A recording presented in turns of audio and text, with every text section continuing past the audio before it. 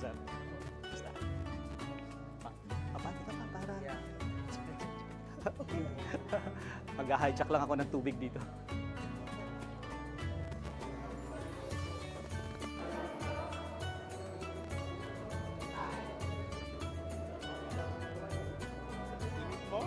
I hope so. Do you still have? Please, please.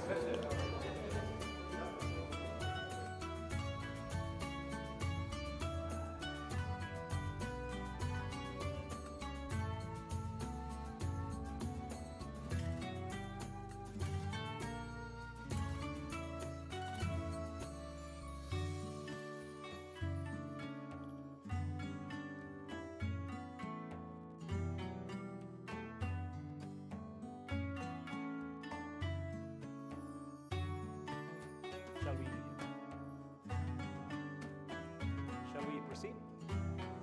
Amazing.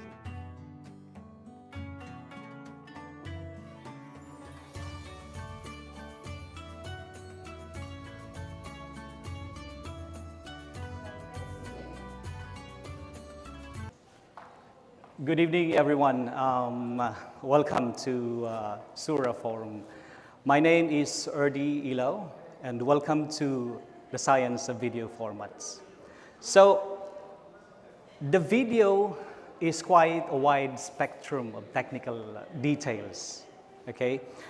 And today, I'm gonna simplify all these details into a very simple perspective, okay? In order for every one of us to understand it easily and make it palatable for every one of us, especially for photographers and even for beginners as well. But before we proceed, may I know who are the videographers here? Anyone who have, yes, who are into video? What about photography? Okay, so for anyone who doesn't have any idea yet about photography and videography, anyone? Well, I'm pretty sure you guys are all creatives here. So let's begin. So the science of video format, as I said a while ago, is a spectrum of wide technical knowledge. Okay, but normally, when it comes to videography, we talk about life cycle. Okay, content life cycle is the most important topic, I should say, in the world of videography. So every time you capture your video, it goes through different stages of life cycle, which I'm showing to you now. First, you have to capture. The second step would be the post-process. And of course, you upload it. Sorry, guys. Sorry, guys. Natin kung nag-iingay siya. We have some technical difficulties now. It's okay. Pag-iwalayin natin to kasi. Yeah, okay. Okay, those wireless frequencies were jamming with each other, so our technical guy has to check it out.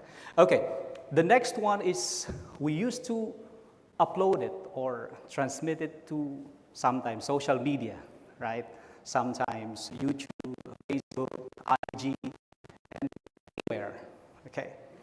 And on the receiving end, those are the people who consumes our video, okay? This content life cycle is actually applicable in broadcast stations and TV stations and everyone else. Okay, so let's start with the capture side, okay? But even we start capturing, we have to consider three things, okay? The resolution, the bit depth, and the frame rate. These are very, very most important factor when it comes to videography. Why did I say so? It will be discussed in a little while, okay? So, resolution. Let's talk about resolution. To give you an example about resolution, this is the number of, this is the number of pixels which is present in our video, okay? So, normally, I think the standard that we are having now is 1080 or full HD, which is Now, very common, when you go to your home, you have your own appliances, right? A TV monitor. Normally, it's 1080p, okay? But nowadays, 4K is quite becoming popular, and it's getting traction now. Okay, so the full HD, if you have to visualize, it goes like this. It is comprises of 1920 by 1080, and it's actually 2 million pixels, okay? And 4K, on the other hand, is 4 times of full HD, which is 3840 by 2160, which is around 8.3 million pixels. And here comes the big guy, the 8K. Nowadays, 8K is becoming somehow, it's emerging now, especially on videography. And this has a 33 million pixel on its detail. Okay, so let's have also other famous resolutions, which are 2K, you would see that a little wider than 1080p, and then 5K, and then 6K.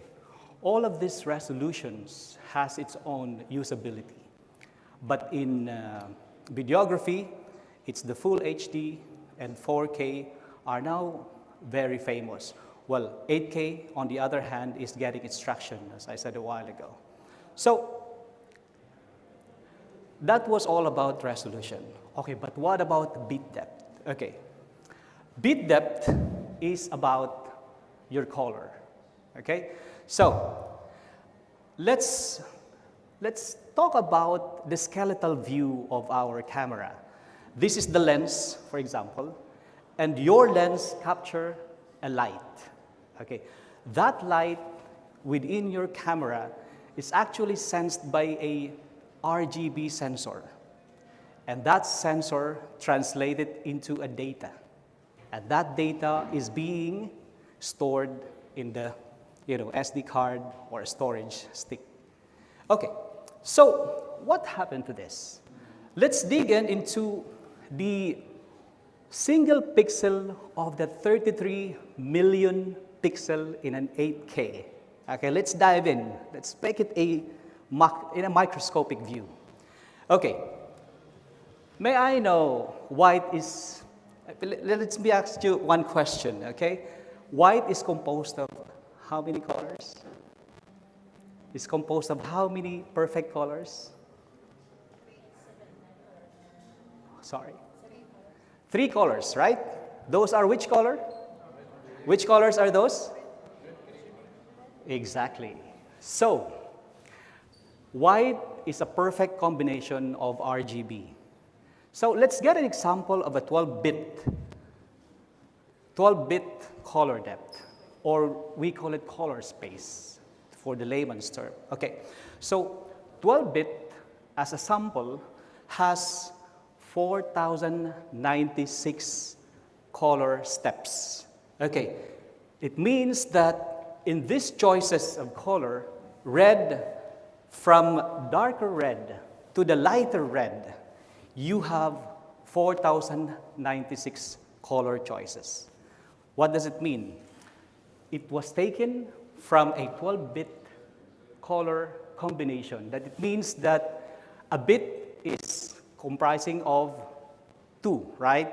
The black and the white, 2 colors. On a logarithmic formula, okay, in mathematics, 2, it means that you have to multiply it into 12 exponent. So 12 times 2. 2 times 2 times 2 times 2, it means to the 12 power. Okay, so what does it mean? It means that each and every color samples applied into green and blue, you're gonna end up having a 68.72 billion possible color. Imagine that. That's a whopping combination of colors. 68 plus billion possible colors. That's huge. Okay. But what about on a 10-bit? On the same expression of mathematics, 10-bit on each and every color of RGB comprises of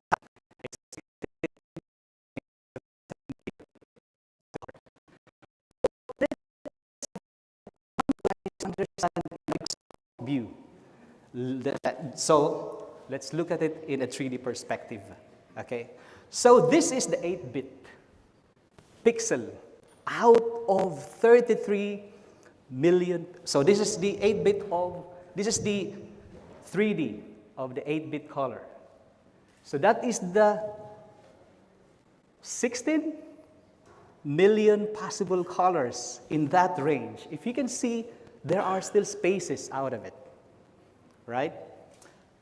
And the 10-bit contender. The 10-bit, you can see, almost there are very, very tiny spaces out of those colors. Those are what I was telling you about, this 1 billion possible colors. And this is how it looked like in the 3D space. And the last contender would be the 16 billion possible color, which is so dense that you could no longer see the spaces among it. So, normally, in a geography perspective, you would realize that this color of space on a 12-bit space and an 8-bit space, what can you notice it? What can you notice about the two images? I don't know if it is showing here, but there is a so-called color banding on it, right? You can see all those, a little bit of stripes, right? The curved stripes. I don't know if you can see it here. And it's happening because there is not that much of color to shift in between. You saw the example of 8-bit a while ago. There are spaces, and that space are blank space. And blank space is black. Okay? So if you can see, there are color banding on it. So to give you an example of a color banding, I want to show you this picture. Consider this as your first eye training to identify color banding, okay? So if you can see, there are color banding on this one. It's because there is no that much of color information in this picture.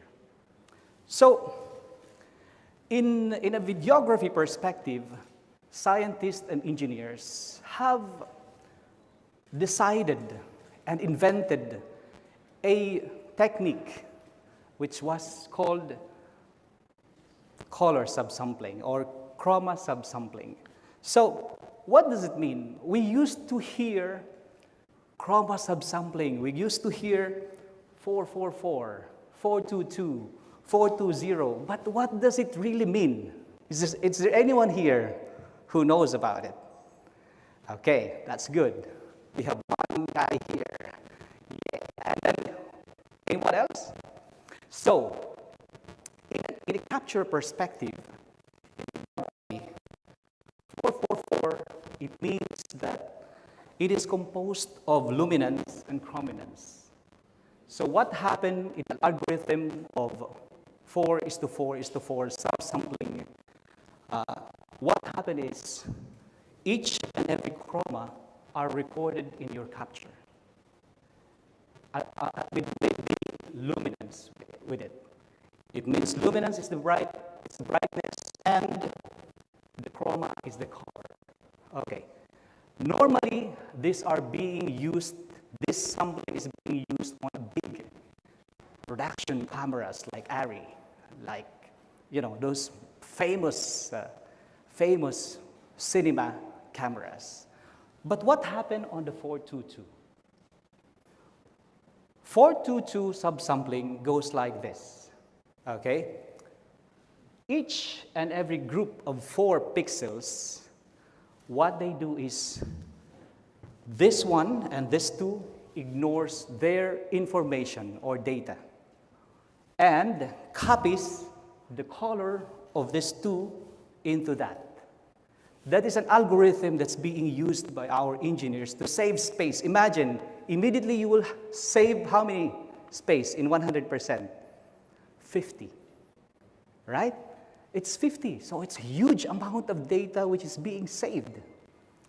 And on the other hand, on a 420, it means that 3 out of 4 pixels will ignore its color or data and copy that data from one single pixel. Okay, this 420 subsampling is widely used nowadays by most of the camera available now commercially in the market, right?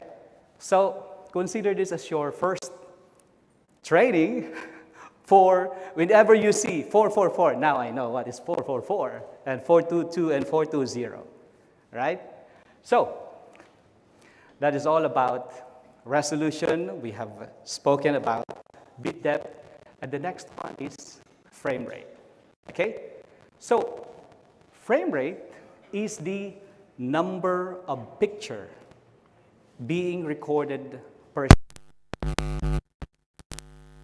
That's why it's called motion picture, actually. Each and every second of your recording is composed of series of pictures. Okay? Most common recordings of frames are 60, 50, 25, 24. Okay? And this is what we called frame rate, right? We call it frames per second or FPS. Okay? And most of the common frame rates are 24, which is used in cinemas. In motion picture, originally we were using 24 because it is the closest human eye experience and perception, 24 frames per second. Then 25 frames came in. What is 25 frames? It was used on our old TV sets, right? The CRT vacuum tube TV sets. On a PAL country, like our country here in Qatar and Middle East, we are using 25 frames per second. And in the US, they are using 30 frames per second. On this layer, 50 is being used for HD, high definition frame rate, and 60 as well. And 120 if you are trying to capture and make it slow motion on the post-processing, 120 is the best. Okay, let's move forward. I'm going to show you how it is perceived in a video form. Each and every frames, we used to see like 24 in a cinema, right? This is 30 and this is 60. As an experiment, I want you to look at my palm here. You can see it's blurry, right?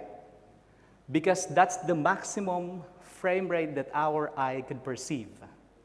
But because of technology, motion pictures engineers tries to make it as clear as possible. That's why they invented 30 and 60. Okay, in order for us to see the details, more details on a bigger screen. Because way back 30 years ago, our screens were only as big as our monitor screens as of the moment, right? So now that the screens are getting bigger and bigger, the frame rate becomes higher and higher. So that's the explanation behind it. Okay, so all of this, resolution, bit depth, and frame rate, boils into the so-called container and codec. What does it mean? Okay, so I want to make it simple as possible for every one of us. So container, or also so-called as format, goes like this. There are formats or containers widely used in the industry like .mov, MP4, MTS, and AVI. Those are containers that you pretty know about, right? So what does it mean? So think of it this way. So container is like a cup, It's like a cup. You fill in the cup with the so-called codec. Okay? That codec holds the full information of your capture. Okay? So, the codec actually can be something else depending on its type, which I will explain it to you in a little while. So, codec means compress and decompress. On the capture perspective, compress means you have to squeeze your file into a smaller size. And later on, in the effort to decompress it during the post-production. Okay, so to tell you in later on, so that is the part of our capture, okay? So let's go to post-processing, okay? On the next life cycle of our content. Okay, so codecs are namely called as H.264, H.265. There are so many other types of codecs down below, but these are the most common codecs that we are using today. See, on the post-production or in the post-processing perspective, there are two codecs that are fighting with each other, okay? These are the compressed and the mezzanine. Compressed means the word says by itself, it's compressed. Mezzanine, on the other hand, or what we call intermediate, are the codecs that are less compressed or even non-compressed. Okay? So this non-compressed or intermediate or what we call mezzanine format, these are the so-called editing format. Okay? I will tell you a little while. So compressed, it means that they are smaller in size. Yeah, they are smaller. But the problem with the smaller files, they have horrible editing performance, which I'll explain it to you in a little while. Okay? While the mezzanine codecs, your computer will really perform well because they are good for editing. Okay? But the downside is they get huge files, so huge that sometimes a 30-second recording on a ProRes RAW would cost you so much, 500 GB almost.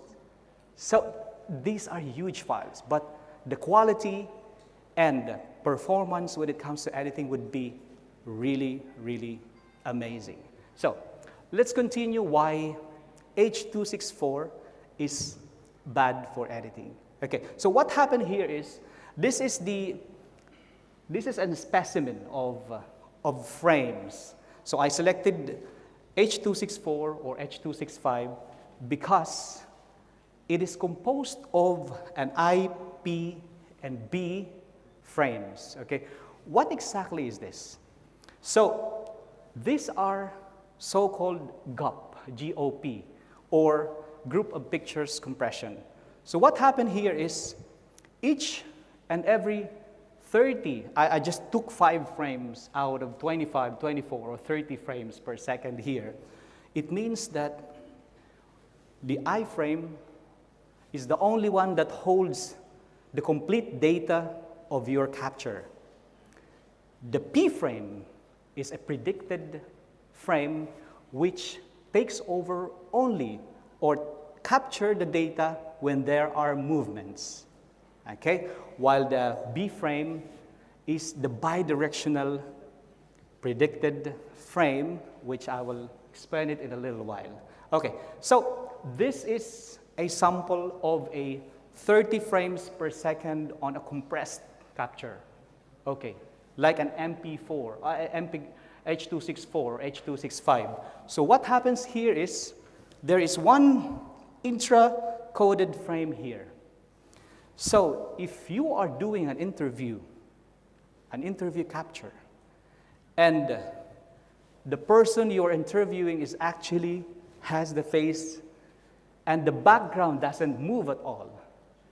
So your algorithm for H.264 will only record the movement of the person, while the background, since it isn't moving at all, it will just simply create a copy of that and will ignore it. Okay? Same as the B frames or the bidirectional predictive frame. It will simply get, bidirectional means two ways, right? It will either get the information from the next keyframe or iframe and get another copy of data from the P frame or the iframe. So it copies both sides. Okay? So, what about the mezzanine or intermediate format? So it goes like this. Simple, straightforward. If you are capturing at 50 frames per second, all those frames are actually filled with information. That's the reason why the mezzanine format or the intermediate codec is so dense and large in file, because each and every frame has data on it. Okay? So, okay. If I shoot with H.264, Yes. and then when I come to edit, I make proxy in... That will come a little later. Yes, I will explain it to you in a little while. Okay, I'll do that in a little. I have an explanation on that, by the way. So, I am not saying that compressed files are bad at all. Okay, it has its own advantages also. Okay, because without compressed file, we wouldn't be watching Netflix by now, because Netflix are running on a compressed H.264, H.265 codecs. We wouldn't be enjoying YouTube, Facebook, IG, because all those social media platforms are using H.264 and H.265. So, what I'm saying here is mezzanine format, mezzanine codecs, and intermediate codecs are good because of their performance when it comes to editing and quality. Okay? So, previously, cameras, DSLR cameras, doesn't have the way to record, capture, and, perceive high resolution of codecs. But thanks to Nikon, they have considered to capture these kinds of containers and codecs, and at the same time, the resolution and frame rates. What I like about, by the way, I am not from Nikon itself. I am an external, I am invited, but I do love Nikon because they have considered the usability when it comes to us as videographer. Okay? I love this part here because before, you need to have an external recording. You have to use a Ninja Atomos to record ProRes RAW. Okay? To record this mezzanine format, this codecs here. You need to use a Ninja Atomos for that. And for you to edit that, you have to do a lot of workflows. Okay? So, here, if you have, then I'll come to the editing now. Okay? So, if you have a laptop now, and if you want to somehow start doing your editing journey, and you come across with the editing of ProRes file, okay, a mezzanine file, your laptop would surely crawl because of a huge file that's going to be, coming in as an import to your PC or laptop or any computer. Mostly, we'll be using Adobe Premiere, maybe Final Cut Pro, DaVinci for editing engine. But most of those, if those editing engines are installed on an older, a little bit older computers would definitely crawl, especially when you introduce the mezzanine file into it. So the trick here is transfer it or translate it to proxy first in order for it to be a lightweight file. Okay? This is the technique that most of the beginners doesn't know about when it's come to editing. So what happened here is that big file, that huge file of video, I'm gonna make a proxy copy which is so small that your editing process would be so smooth. Okay? So whenever you are ready, so where is this applicable now? The proxy files, especially when you are building the sequence, your cuts and edits, that is where proxy files are good, okay? Because you can simply build your cuts, especially if you are editing a 1-hour video with full of details, with full of cuts, and you are editing on a high-resolution file, then the proxy is the name of the game, okay? So when is the time you have to go back to the mezzanine file? You have to go back if you are now doing a color grading and color correction. When you are doing the final touches, you go back to the mezzanine file and do your color correction and color grading. Okay, so that's the time you go back. So I want to introduce you the trade-off triangle. Okay, I'm pretty sure some of you haven't seen this yet. This is my invention, by the way, as in my experience of doing videos and editings and in my long years of experience. So I created this concept of a so-called trade-off triangle, where for me, quality is the king, okay? High quality is the king for me. So if I want to have a reduced file, okay? But if you go here, you definitely have no way to have a smaller file, okay? So these are the trade-offs that you have to consider. So for people here who are new to video editing and this life cycle needs to be, applied in your journey to become a videographer, this needs to be considered by now, okay? Because I want you guys not to make a trial and error. So you record on a high resolution and suddenly when high resolution, high frame rate, high bit rate, and then when you go to your editing journey, you couldn't understand what's happening. But the culprit is actually you are doing a wrong workflow. Okay? So, going back to the life cycle, of course, the next one, once you have completed your capture, you have already done your post-processing, and now it's a time for uploading, okay? In uploading your captures, you already have your final product, right? So your final product has to go over, what are those platforms? Could be YouTube, Vimeo, Facebook, or Instagram, and so many other social media platforms, right?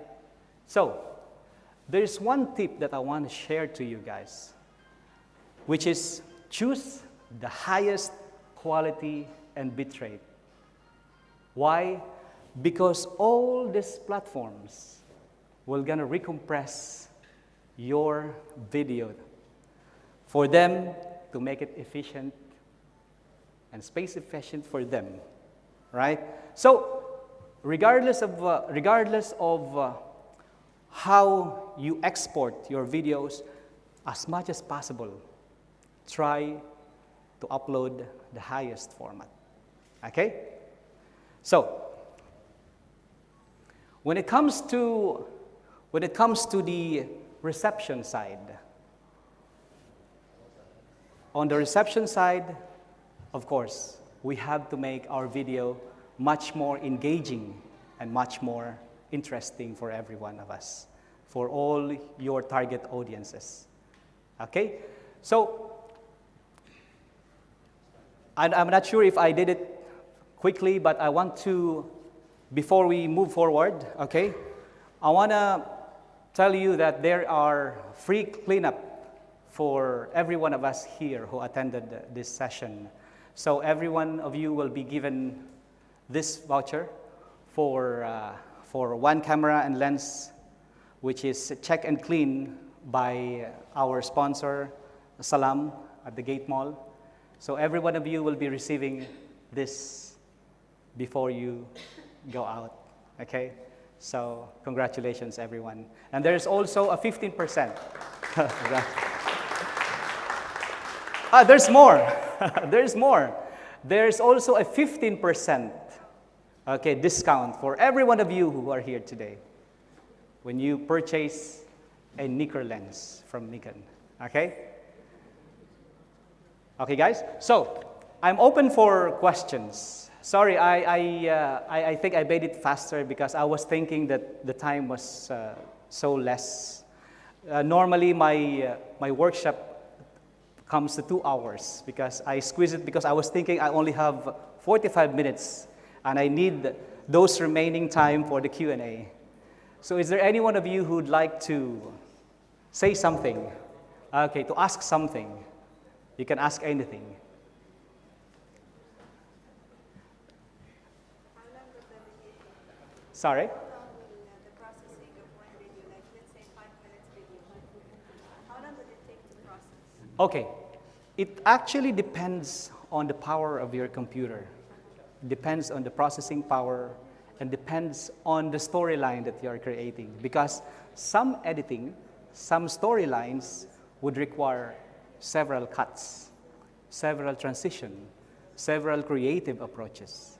So, but on the export side, when you have the final product, for the high resolution, if you're, let's say, high frame rate, high bit rate, high resolution, it would take you hours. Yeah, we always hear that videographers stay a longer time with videos. Yes. So approximately how many hours would it take? Well, in my experience, sometimes I render my videos at night, and when I wake up in the morning, it's still rendering. so it's really painful for beginners because you have to balance all of those. That's why I created this trade-off triangle. That's my own, by the way. That's my own based on my experience. You wouldn't see it on YouTube, by the way, or any Google information, because it comes in so many painful experiences. And then I realized, hey, I need to have my trade-off on this. If I want to have, for me, I have the quality as my king, high quality. Exactly. You cannot have everything. Okay? So anything else? Any question? Go ahead. When you were talking about the proxy files, I'm sorry, I'm not very experienced in this, but normally I think that I will shoot the videos, the files in my camera, and then I will import them to an editing software like Premiere Pro or something. Yes. So how can I create or make sure that I have these proxy files? And do I have to create them, for example, do I have to change the format or something? Okay. And how to change them back? And you said that I need to go back to the original file when working with the color grading. Yeah. So there are options in your editing software, okay? In Premiere, in Final Cut Pro, all of these editing engines has its own capability to select from mezzanine format or mezzanine codec into proxy file. Okay? So what happened is you have to create an optimization first. You have to render first. When you import your videos, your captured video, whether it's on ProRes RAW or an H.264 recording or capture, what happens is when you started importing, you will have the option to select, there is a tick mark before you even start importing if you want to choose and have this with proxy file. Okay. You have it in Premiere, you have it in FCP, you have it in DaVinci. So try to check all those, information, because from there you will be able to see it. Okay? I could have included it in my workshop, but I was a little aware about the time. For 45 minutes, I cannot squeeze everything into this timing, okay? Anyone else? I know Adobe Premiere has a bunch of templates, so you can export for a specific social media platform. So what if you have a codec and a file size and everything that is set in a template, let's say for Vimeo, would you say that social media platforms are still recompressing that file, despite the fact it's already prepared for them? Yeah, they are recompressing it for them to have it efficient on their space. Okay?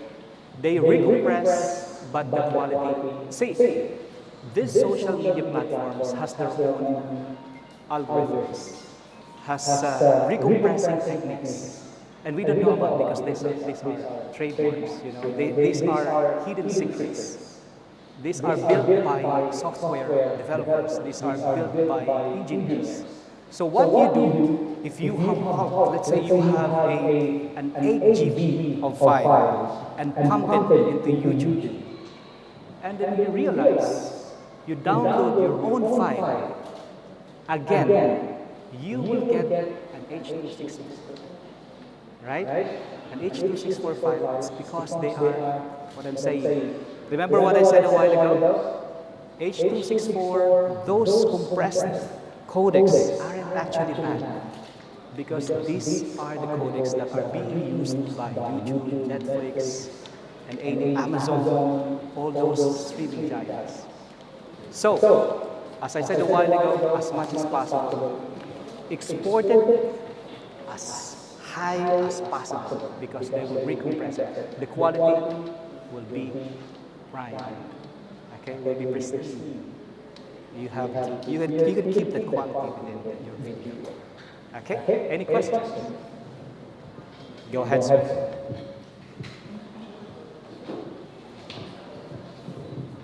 Hi, thank you for your workshop. It was very interesting. I can say that I'm a little beginner in editing now. So you told during export and upload, you recommend that we export in highest settings. We have it in the software so that we can. That's needed for the social platform. My understanding that the social platforms have their own algorithm. So if they trigger that, then your file will be compressed and the quality of the output file, when you see it, for example, in Instagram, YouTube, it will be reduced. So as per my understanding, I created my own template, and after I read what's the triggering in this algorithm, and based on that, I will export a specific file for specific platform. So you are saying even if I do that, even it will be recompressed and the quality will be worse, or you are saying that it is better for me to export in highest quality, because when they recompress it, it will be better than the one you have done. And the other question is that can you walk us through your editing journey from taking photos until export and upload, like in simple term, so that maybe we can understand how we can do it. That's all. I gotta open one presentation for you, because actually I have several workshops done for Nikon. And I don't know if you guys are still on me. Let me open one trick for you, okay? There is one presentation that I have done before. Let me just, because that's a very interesting question, by the way. And I gotta walk you through on what are the techniques when it comes to the editing process. Okay, let me just give you a quick one, okay? Hang on.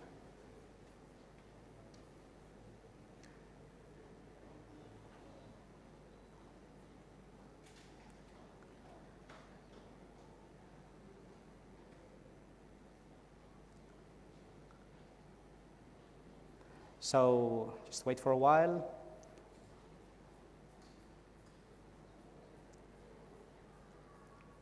I have a bunch of presentations here that was supposed to be for a longer discussion, but hang on. Just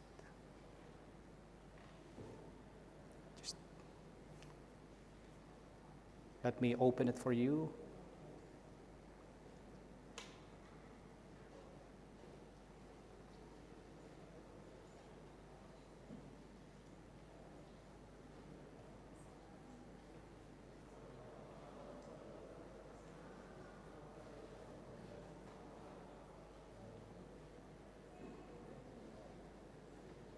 Sorry guys, I need to browse my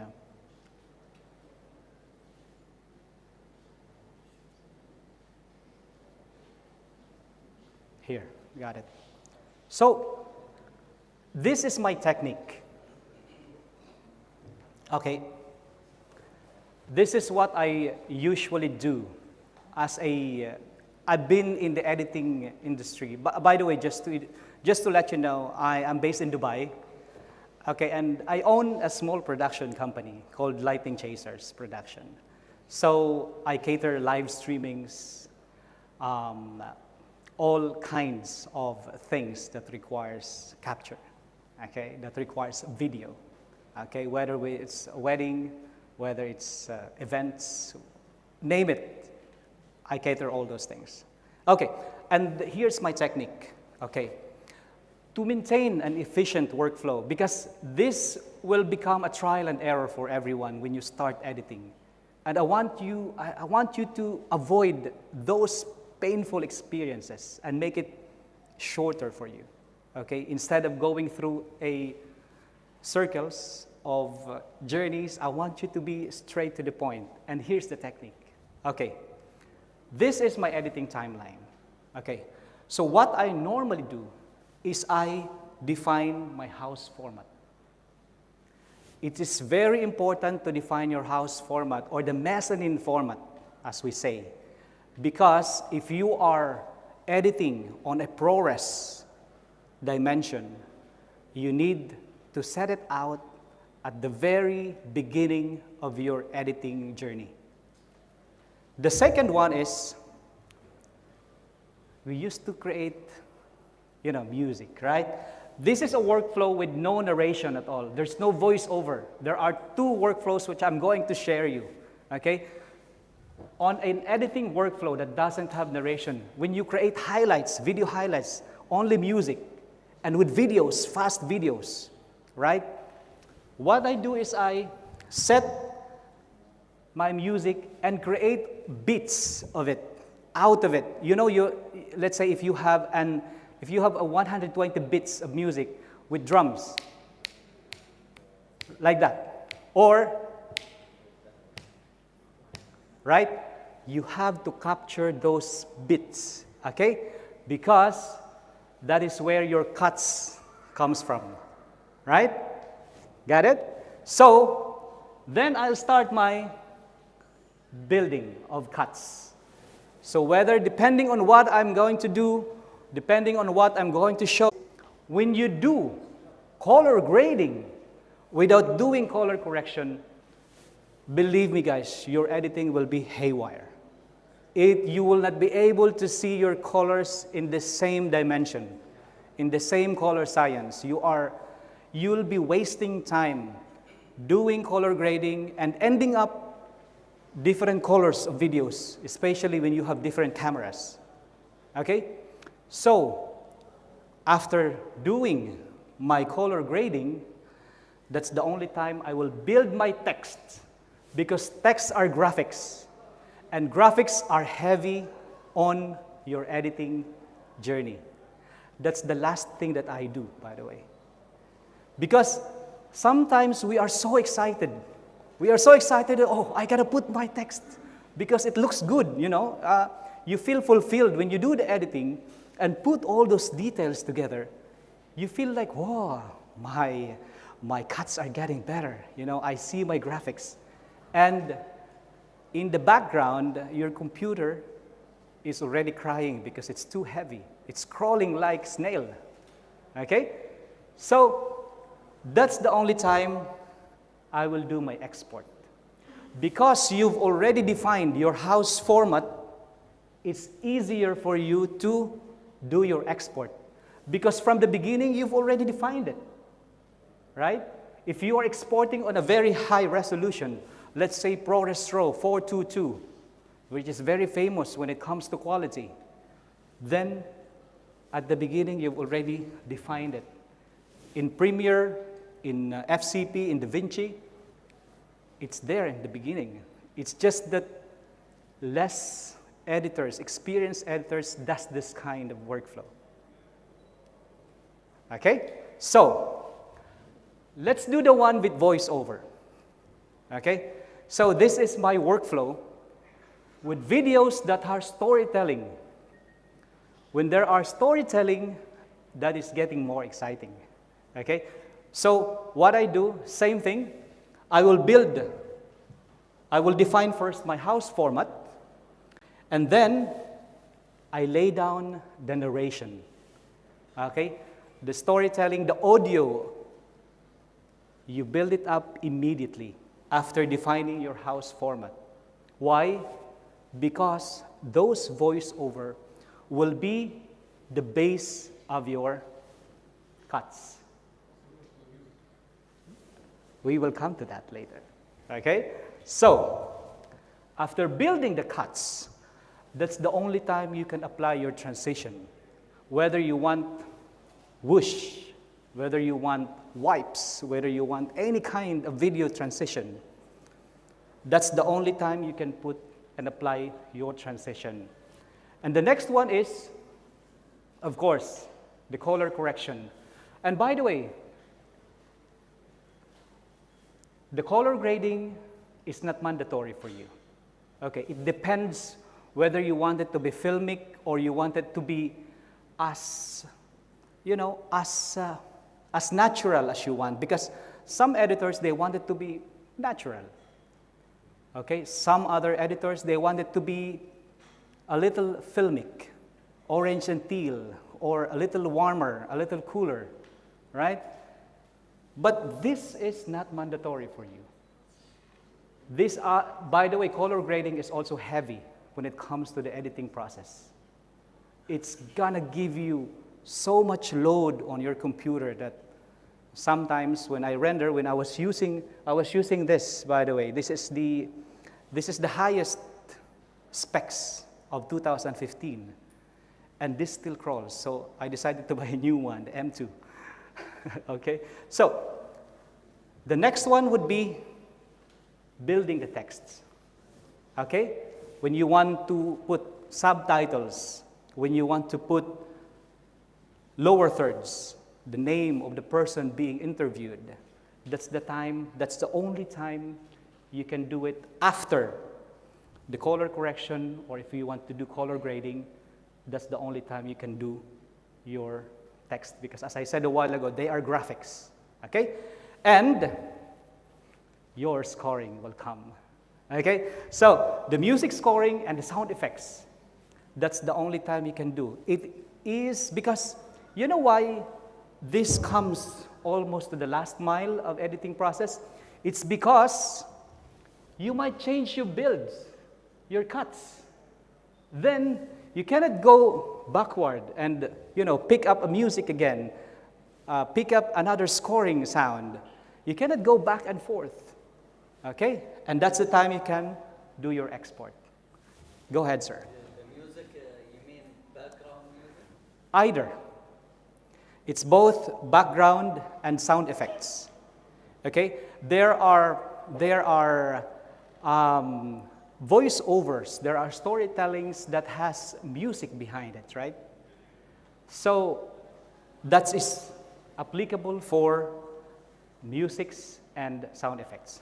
So Go ahead, sir. When there is a voiceover, Yes. you put the cuts on the voiceover, not the music.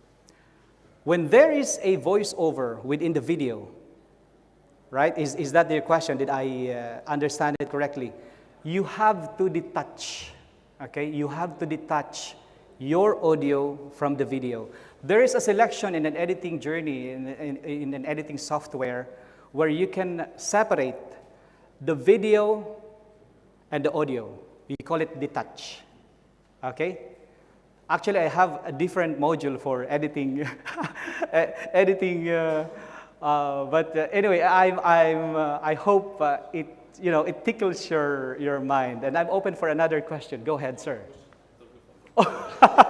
So go ahead. So, thank you very much. I hope you enjoyed the session. Don't forget your vouchers, and thanks, and have a.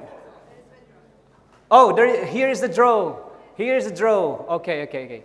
So, but just before we take a draw, is it okay, guys? So I can post it on my social media platform. Can I do a selfie for you? Is it okay, guys? Just okay. Ready? 1, 2, and 3. Smile. Thank you very much, guys. So we can have our.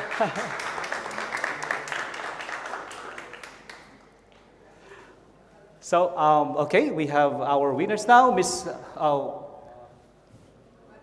definitely he is here. Okay.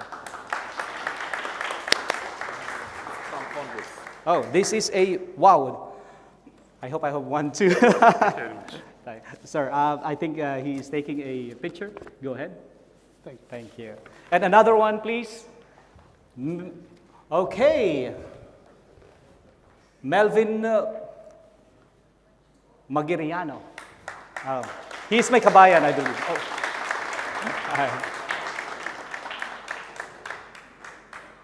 Congratulations, sir, and enjoy. Okay, there's one more. I think there are plenty. I think this is a camera Coolpix B500. Wow! Look at this. Oh my!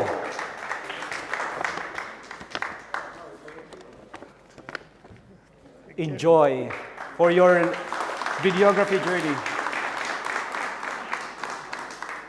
Thank you. This is the box. Thank you, Salam. Thank you, Salam. Thank you very much. Okay, and guys, you have your voucher, please. You can get it from Mr. Salam himself, right? Thank you very much, guys, and enjoy your evening. Thank you so much, Mr. Reddy. We really enjoyed your workshop. It was wonderful and full of information. I think everybody enjoyed it, and you can see all the class here at the lecture. So see you all 6:30 for our next lecture with Mr. Kushal.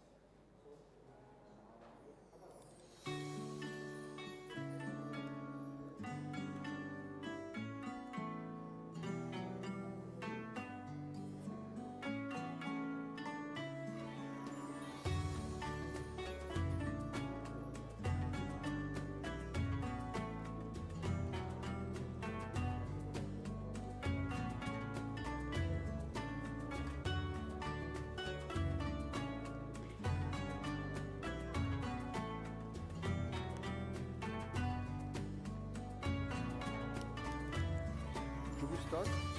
Better one?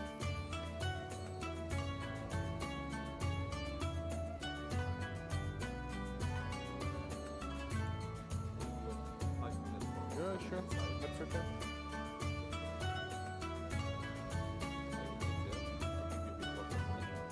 You will tell me what you need. Okay.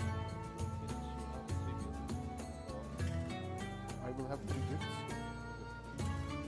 How am I going to give it to the people? Okay. So I will say that we will give out 3 gifts, and it will scroll on the screen. So just wait for it. Okay.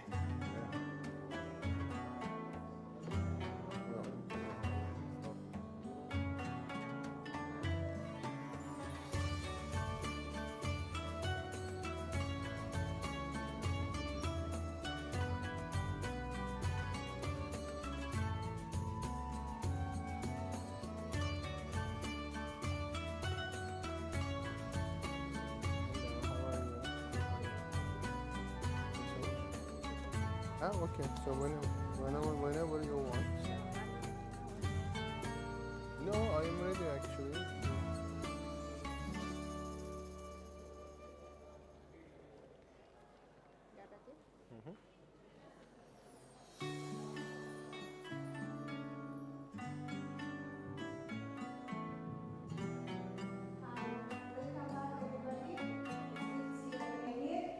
We will start again with Mr. Joshua with the modern ways of exhibiting photography and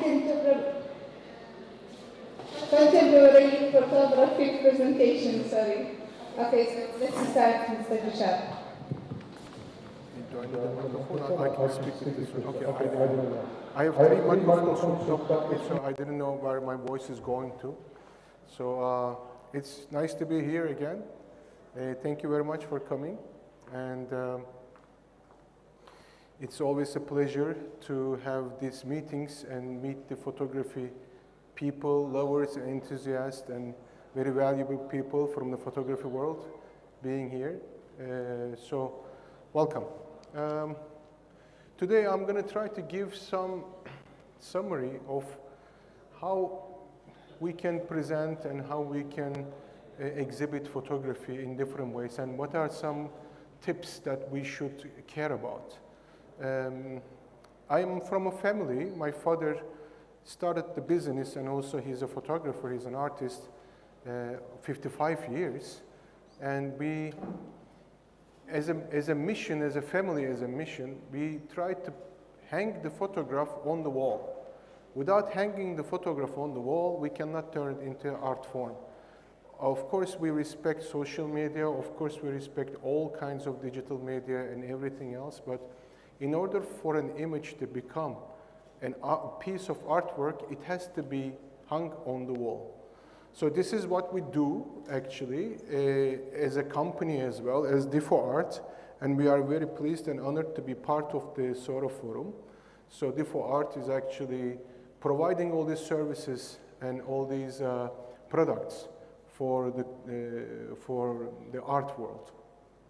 So I'm going to try to give you some examples. One technique of printing, I will introduce 2 techniques today. One of them is C-print, the other one is pigment printing, which is highly used in photographic printing business. C-print is actually, the word C is chromogenic, and it means color. And it is a light sensitive, it is like an enlarger, which I have to go to the next slide to explain more. This is the machine, actually, I'm sorry, I don't want to sound commercially, but this is the machine we own, but this is actually a worldwide standard. It has laser beams in it. Instead of a big lamp to enlarge a photograph onto paper, we have the laser beams. And just like the nature, it's RGB. And it goes through a certain amount of power and also some distance inside the machine, like kind of, you can see it here. And then it gets exposed directly onto the photographic paper. So there is no ink in this system. It automatically exposes onto the paper itself. So this paper has been around, this color negative paper has been around maybe 60, 70 years. It got developed, so it has, we know for sure it was around and it will be around, so it's not fading away. So it is a worldwide standard for printing many exhibitions. And then there is another alternative, of course, which is a little bit easier for investment, but it is harder to maintain, I guess, because you have to be very careful with the papers and ink and maintaining it. The pigment printing is actually, it's a kind of ink that has more pigment cells in it. So instead of other chemicals, there is more pigment in it, so it is more archival. So what it does, with the difference between the C-print and the fine art, I'm sorry, pigment printing, is that it can print on different textured papers. So that can actually give a different taste. People ask us all the time in the industry, which one is better? I actually made an investigation myself many years ago. I wrote to Guggenheim, MoMA, all these large museums, and I said, what do you prefer as a print? And the answer from most of them was like, whose work is it? So the important thing is the art itself. These machinery and these techniques are just a complement the artwork, or what we're trying to do as a form of art. But it is good to know what we are capable of doing in technologies in order to perform a better exhibition. So this is a machine. I don't want to sound like a commercial, but it's a brand. So Epson is one of the good brands, but there are other like Canon and HP, different brands have pigment printing. What is very important, which I will tell later on, with the pigment printing is that the inks should be original, and they shouldn't be expired. And sometimes it is very difficult to understand it, but they should always be original. And then I want to mention a little bit more about mounting materials, because now we printed our artwork. Now what do we mount it on? Because we need something that's going to be stable on the wall when we hang it. So there are, of course, many alternative ways to mount things and do exhibitions, which I'm going to show you samples, some examples later on. But these four are the major ones. Forex in the US, they call it Sintra. It is, I will show you details later. We have the die bond. It's an aluminum composite panel. We have the aluminum panels and the plexi sandwich. So these materials are what how we make the exhibition or the photograph stay still on the wall. Just an image of Forex. It's a PVC. If it's a PVC form, it's the PVC is brought together with the machines, big machines. They're like sheets. So when you apply self-adhesives first and then you mount the photograph onto it, it is like the most economical way to mount a photograph onto a surface at the moment in the world. And there is a little bit more archival method. This was not invented. None of these materials, my friends, were invented for art world. Nothing is invented for art world. We in art world invent things for industries, but they never serve us back. These are all industrial needs, and this is actually what they use in building surfaces. This aluminum composite panels, if you look at buildings with aluminum surfaces, this is the material. We use it because it resists to light, sun, heat, and of course, when you use archival materials, self-adhesive tapes or stuff like that, they resist. So aluminum composite panel is a good solution because it can stay still. It's more archival, it's heavier, and it's more expensive. Aluminum plate is my favorite because it's very thin. In the composite panel, the top and the lower end are the aluminum layers, but in between there is PVC again. To make it lighter, so you can bend it. This is again for industry, and also to make it cheaper. So it's still aluminum, but in between, as you see here, the black is the PVC foam. But since the photographic surface is not touching that PVC, it's only touching to the aluminum. There is no archival difference between the aluminum plate. What is better with the aluminum plate is it has to be washed, acid washed, so there will be no corrosion in the next several centuries of this material. And it's very thin. Like you can mount like a 3-meter photograph onto 2-millimeter aluminum plate, and it will be straightforward, and it will be like floating in the air. It is my favorite. It's very expensive. I recommend it. And the most contemporary way, and of course the most expensive way to do an exhibition, which I'm going to show more slides later, is the plexi sandwich.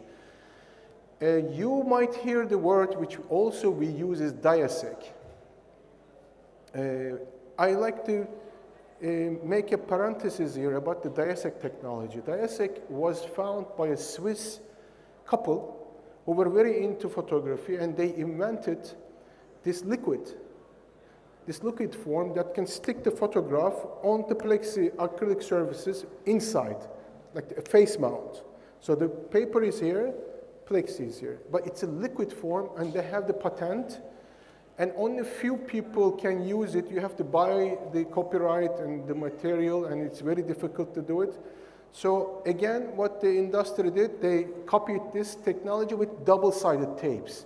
So in the world, most laboratories like us, we use acid-free, optically clear self-adhesives to face mount the photograph onto the acrylic plate. And then at the back, as you can see, maybe I can make it larger, but you can see, so the top part is plexi, and then the photograph is stick to it with the self-adhesive, optic clear, acid-free, and then acid-free layer, and then there is the composite panel, or can be aluminum plate. And there is the hanging part at the back. But this is a very good way to exhibit, and most of the collectors in the world demand this because you don't have to do any framing. You don't have to worry about the furniture color with the frame or anything like that. It's a very contemporary way of exhibiting, and at the same time you are archiving the print because the print is no longer touching air. It's kind of vacuumed underneath the acrylic, the plexi, which we actually, with our good friends in صورة Forum, we made a nice selection of 12 photographs, and when you exit صورة Forum to the left, where there is the main area, you will see our curation and the production of plexi sandwich exhibition. It's a very small exhibition, but we were very happy to be part of it. So there are some tips that we need to be aware of in this printing and mounting business. And whomever is interested in making an exhibition should ask to the laboratory, to the producer, about these questions. You have the right to do it. For example, there should be no solvent material used to stick the photographs or the materials together, or there should be no acid. And the people, when you buy these materials from the suppliers, they can give the specifications. All papers should be kept under room temperature, and if they are chromogenic papers, like the one I showed you with the light exposure, they have to be kept under a cold room. But this is very important. And sometimes all papers have to be used before expiration, but fine art papers, it's sometimes very difficult to know when we bought them, when we use them. The best way to do it, that I know it's a very, I can say it's a bit of a trick. You wet your finger with your saliva, I'm sorry, and then you stick the paper, and if it sticks, you still have emulsion. If it doesn't, you don't print on it. It's gone, the emulsion is gone. But in my opinion, with the experience in the industry, I think all paper should be used within 1 year. Within 1 year of purchasing, not even opening, purchasing. And what we have also experienced is that we have to stack the paper vertical, not horizontal. It's very it makes a lot of difference because it puts too much pressure on the emulsion. It goes bad faster. So when you go to a lab or when you prepare an exhibition, you can ask if these materials are pH neutral. And pH neutral means it does not change the acidic or basic elements of the surface. And these materials, when somebody performs or builds an exhibition, they should have these specifications. So acid-free is very important. So anything that has to be done should be acid-free, no solvent. For example, we have these tapes like we use to put things on the walls. If you use that, even on the back of the photograph to stick it, within 2 years you will see it will start to yellow from where you put it, because it has the material that goes bad.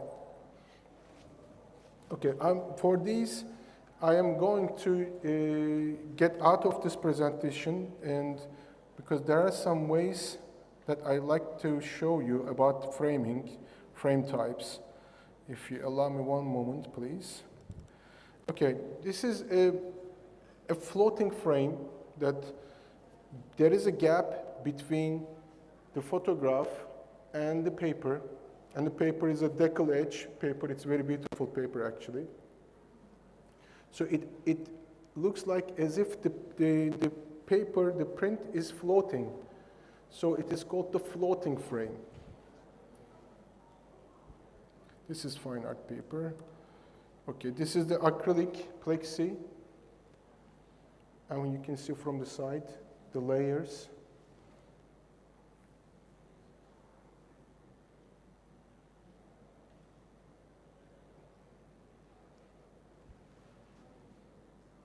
And these are just regular box frames that we call it the box frame because it looks like a box. And usually a box frame is with the glass, but doesn't have to be with the glass. And these are other ways of exhibiting, like this is like a glass, directly printed on glass. And this is directly printed on wood. Let me see if I can show you more examples of this. Okay, and this I need to show you, I wanted to show you, that's why I put this slide. For example, you have the aluminum plate or the forex or die bond. How are you going to hang this on the wall? Usually there is a back frame, and it's we prefer most of the time aluminum back frame. This is aluminum back frame, so it is to hold it still and to hang it on the wall at the same time. So you don't need any more framing because this is the back of the print. So you can hang it and it holds it still, so it won't bend. Especially the large prints, even it's a aluminum composite panel, there is a chance that they might bend because when you mount a photograph, it creates a negative energy to the inside. So in order to hold it from the other side, a positive force, you have to put something at the back. And this again, for example, what we use in our lab is to stick this to the back is acid-free. It is very important. If that's not acid-free, it will fall off in a couple of months. It did happen when you use the wrong material. So this is a canvas printing. I think everybody knows it. Everybody does it. I think it should be done, it can be done, but it shouldn't be done to make the original artwork cheaper and make it look cheaper. A reproduction of a nice painting can be done, but I think the canvas printing should be chosen when there is a very good reason to use it. Other than that, it makes the original artwork as if it is something, and as if it's not looking good. Okay, I think that's all I want to show you on this one. I want to go back to my presentation, please.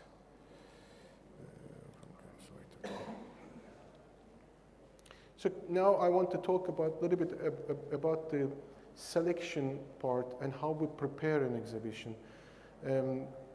I think this is something a little bit sometimes new to the photographer or to the art world, but a curation is usually misunderstood as a creation. But the word itself is coming from Latin curatus, and it means to guard, it means to protect. Because the curator, in a classical way of understanding in the art world, it is not about creating it, it's about guarding it. And in the museums, it started in the museums about 4 or 5 decades ago, majorly. So there is a section, let's say, old Ottoman Empire engravings. So you have to have a curator of the section to make sure they will have the list, that everything is in line, and sometimes they rotate, they will write the tags, they will make sure that the collection is in good hands and good condition. This is the classical mission of a curator. But in contemporary world, we expanded the name into more like a creative idea. Because we need people, now there is so much work out there and so much more artists, we need a curator for us. Like for example, I'm gonna have an exhibition myself in September, hopefully, in Istanbul. Unfortunately, I hope you can make it, but in that exhibition, I am not my own curator. I am the artist and I will work with a curator. Because usually, what we do in the photography world a little bit wrong is that we select our own photographs.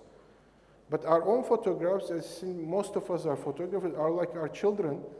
We get very emotional and attached, and we can never make a selection. And sometimes we criticize ourselves worse in the end. So I think the best thing is to select the photographs by someone else. And sometimes that someone else can be your girlfriend, your boyfriend, your wife, your husband. Someone not even from the art world should have an idea about what's going on. Because first of all, are you about to tell a story? Like, what is the story? Maybe somebody can read it or not. You can tell it from someone who's not in the art world. So it's a very good feedback that if you can find this person to give you the feedback, and then from an aesthetic perspective, it is good to work with a professional to curate the exhibition. But it doesn't only mean the selection of the works that you have done. I think a good curation is actually creating the concept together, a concern, why we are doing it, what format, how we're going to exhibit it, small, large, vertical, horizontal, up in the air, on the floor. And this is a decision, a collaboration between the photographer and the curator, but most important thing is to say that to curator that you are the boss. This is my artwork, you are the boss. Because usually what happens in Turkish art world, we keep fighting. Who is the boss? I am the artist and you are the curator, but it is my work, but blah, blah. But usually what I do in my exhibitions, I let it go. And it becomes more beautiful. Because sometimes the story I want to tell becomes deeper from someone who can write it differently, sort of saying. It is the same way that, let's say you're an author of a book. Nobody who writes a book cannot edit his own book or her own book. I have never seen editor and author coşar kulaksız. There is no way. There is no way you can write and edit your own work. There is nothing. So it's the same way in the photography and the art world. Please let it go, give it to the people. Like, lastly, I think I want to show you some different ways to exhibit. In the beginning of our meeting, I told you like an artwork, if a photographic image cannot be an artwork if it's not hang on the wall. I have so much respect for the people in the NFT world. That can be a lecture for next year, if I also understand what's going on. Because I was in Arles, it's one of the biggest and the most important photographic festival in the world.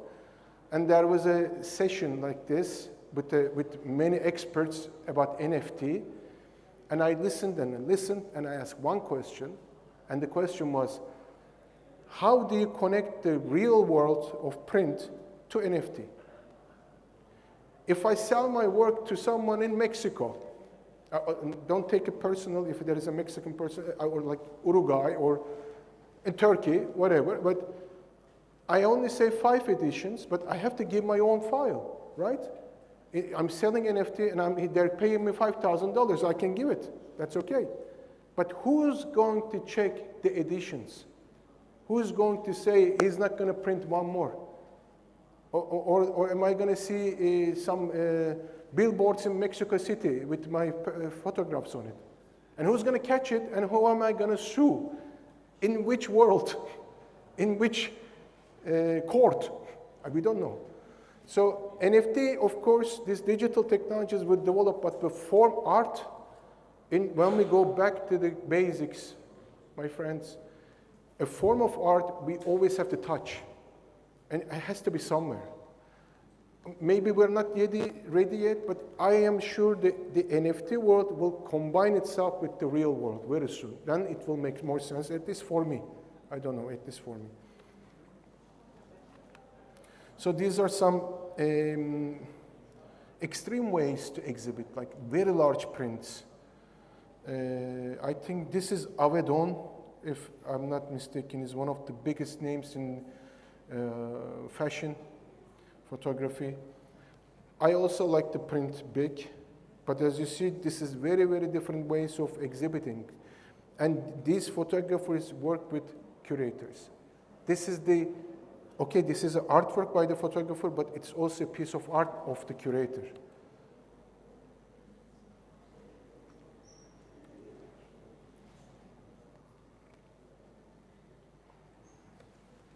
And also outdoor exhibitions are also very popular, especially in Turkey. I think this was in Doha, by Riza, right? Last year or something, I came across. It's also huge portraits. Okay, so I'm going to mention a little bit, before you get all bored of me, the edition and gallery system. I mentioned about NFT, how it's going to be checked by editions or something like that. What is an edition? Well, edition is a system that was sort of developed by the galleries. It is like saying, I have this image, it belongs to me, I work with the gallery or not, it doesn't matter, but I declare to the world that I'm going to print certain amount in certain dimensions. Sometimes the edition number, like let's say I sell an artwork of mine for 5 editions, and I can say it covers all dimensions. This is one way to approach. So you have the image edition. So one can order 70 by 100 or 150. It all comes down from these editions. Or you can just say, my 3 editions are for 100 by 150, and my 5 editions are for 7 by 100. You can also do that, but you know, if you're an established photographer or an artist, it should not matter so much to create so many dimensions. You can just say 7 editions of this artwork. That's how it is with majority of the high standard photographic artists. So who's going to check it? Nobody. That's why I think NFT will work good on this one, because the smart contracts in the NFT, when it moves from one collector to another, we can trace, oh, the edition is moving. And I can also continue to make money. Because right now we sell and we're done. But the NFTs, when they move around, we still get 10%. Whomever owns the original one. So I think if we can find a way to connect these two worlds together, I think the photography world will benefit a lot. So usually, I recommend, I know it's very difficult, also difficult in Turkey, especially there is no dedicated gallery for photography except Difo Art, and Difo Art is a system, actually, to represent the artist. And we have a showroom here in Doha as well. And whomever is also interested, we have a booth right outside, and you can get more information about us. But it's always good to work with a gallery or a system to represent ourselves so they can keep track, they can market you. It is the best way, but I mean, in Western Europe and also in Far East, they're a little bit more developed. But in our geography, unfortunately, we don't have many dedicated galleries into photographic art form. But I do believe it is the future, because editions are very important. You cannot do a painting in edition, or you cannot do a sculpture. And believe me, they want to. They want to do it. But what, $500,000 I pay for a sculpture and someone else have it? It doesn't make any sense. So, but with the photography, it's more attainable. I think it is an art form. It is not this is not, what I'm saying is not part of this lecture, but I want to go deep into this with you, because photography for me is an art form that can communicate with the viewer very fast. The other art forms, where other art forms fail, photography actually pushes in. It can communicate very fast to the viewer and give the message. It's in its nature. So I think that's the best way to represent ourselves, and this is a little bit of a compact of what I want to tell you, but of course it's a very deep subject, and these are my contacts. I am based in Istanbul, but I come here, so I'm half-time based here, and I'm honored to be here, part of this society. And we have a place, as I said, as Difo Art, we have a showroom, and we will be more than happy to answer questions and support you in your activities all the time. And that's all I can tell you. I think somebody had to warn me about 10 minutes, but I am done. But I think we're gonna have, we're gonna give gifts or something like that. Are we ready to do that? 3 gifts. Okay, yeah. This is the gift part.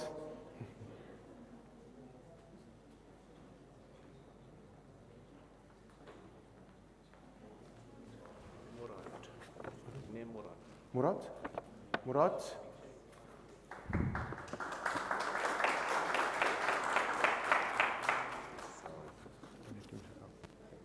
There you go. Thank you. You're welcome. Thank you.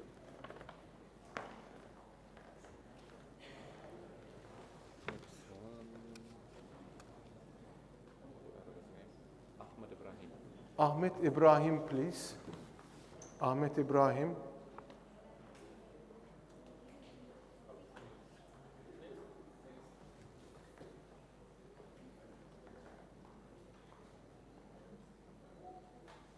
Okay, Mr. Abello. Okay.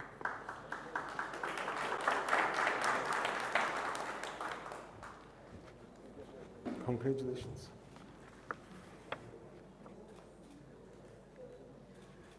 Thank you.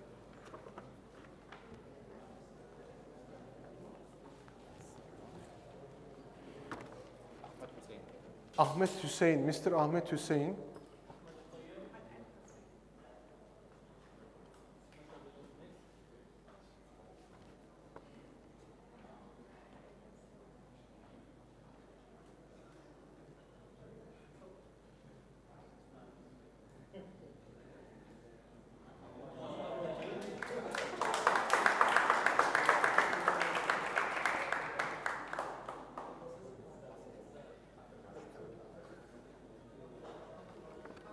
you.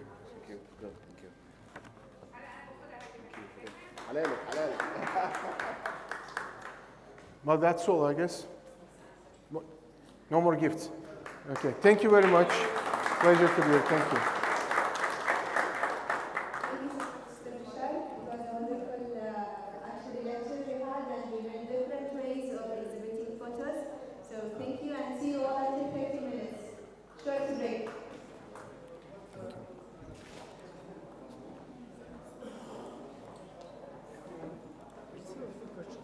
Sure. What kind of prints you use for exterior? You show a slide or big Yeah, prints outside.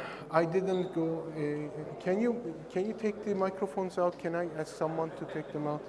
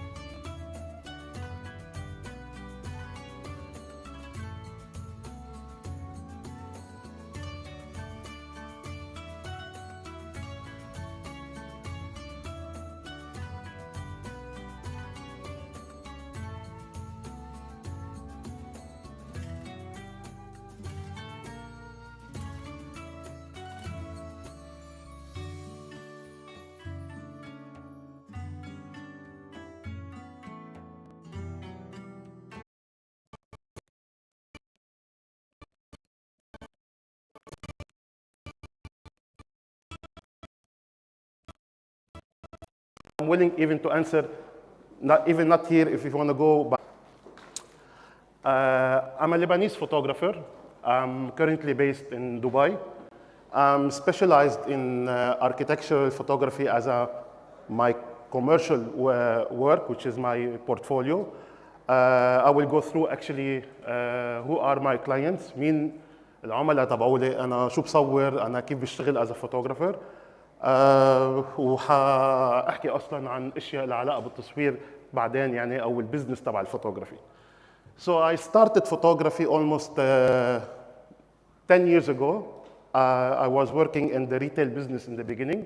كنت مثل أي شخص موجود هون، أنا عندي جوب لإلي بشتغل موظف. وصلت لمرحلة إني ما حبيت إني كفي as my job. So I was working in the retail business and I said to myself, I want to challenge myself. I want to move my career from corporate world because I was into product development, purchasing, stocking. So it's something completely different. I decided to move to photography as a profession. The problem was that I didn't know what I want as a photographer. I studied interior design and painting, which is a good thing because I have the vision as an artist because this is what I studied, but I was working in something completely different. Then I quit my job and I moved to Dubai almost 10 years ago.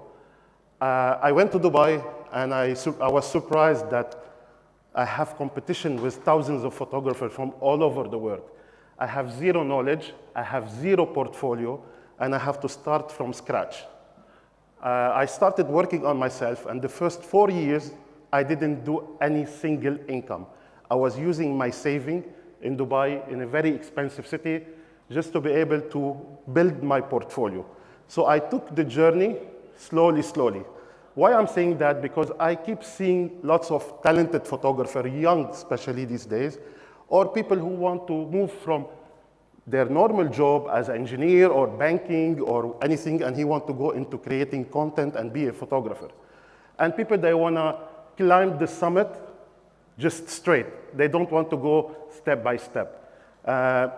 Maybe this is good if you have a motive and you have potential in your life and you have ambition, but this is not enough to be able to build a good portfolio and good name in the industry of photography.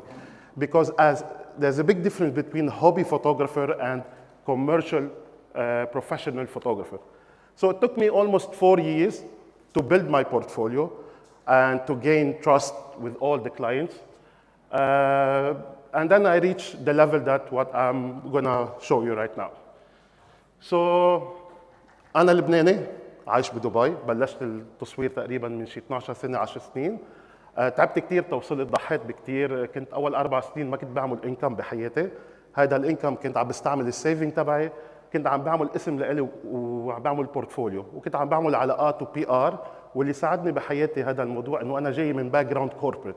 سو فرق كبير انه انت كفوتوغرافر انك يكون عندك الباشن and you are talented، بس اذا ما عندك البزنس مايند you will fail. I know many people, they're a great photographer, they're a talented photographer. I'm not even getting so close to them, but they don't know how to make money. They fail to build a name because you need to work on the business aspect for you as a photographer. When I'm talking, you know, what is the commercial photography I have to do? I prepare the brief. I do the production. I set the mood board for my agencies, the client, because no one understands what I'm doing. Architectural photography is different than food or lifestyle, where agencies, they're more expert in that. So I have to set everything from my side. So I do all the admin job. I read the brief and I work closely with the client to achieve what he wants. He shows me renders and I get inspired by the renders to be able to create photography or something similar. So it took me quite some time to adapt myself into the business and understand all the tricks. So what are my areas of expertise? I'm expert in what? I don't do food photography. I don't do portrait. I don't do lifestyle. While I know the technique how to do that, because I only focus on one particular thing, and this is my advice to you. You have to dedicate yourself as a photographer in one category. Don't shoot street and lifestyle. I'm talking commercial, not hobby. Hobby, you can shoot whatever you want. But as a professional photographer, you should have a style of photography. You should have a signature as an artist.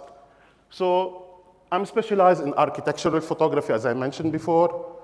I do drone and aerial photography. I'm not talking about only drone, but I'm specialized, by shooting from open-door helicopters. I did more than 50 flights in my life in several countries. I know how to communicate with the pilot. I know how to work on the permit.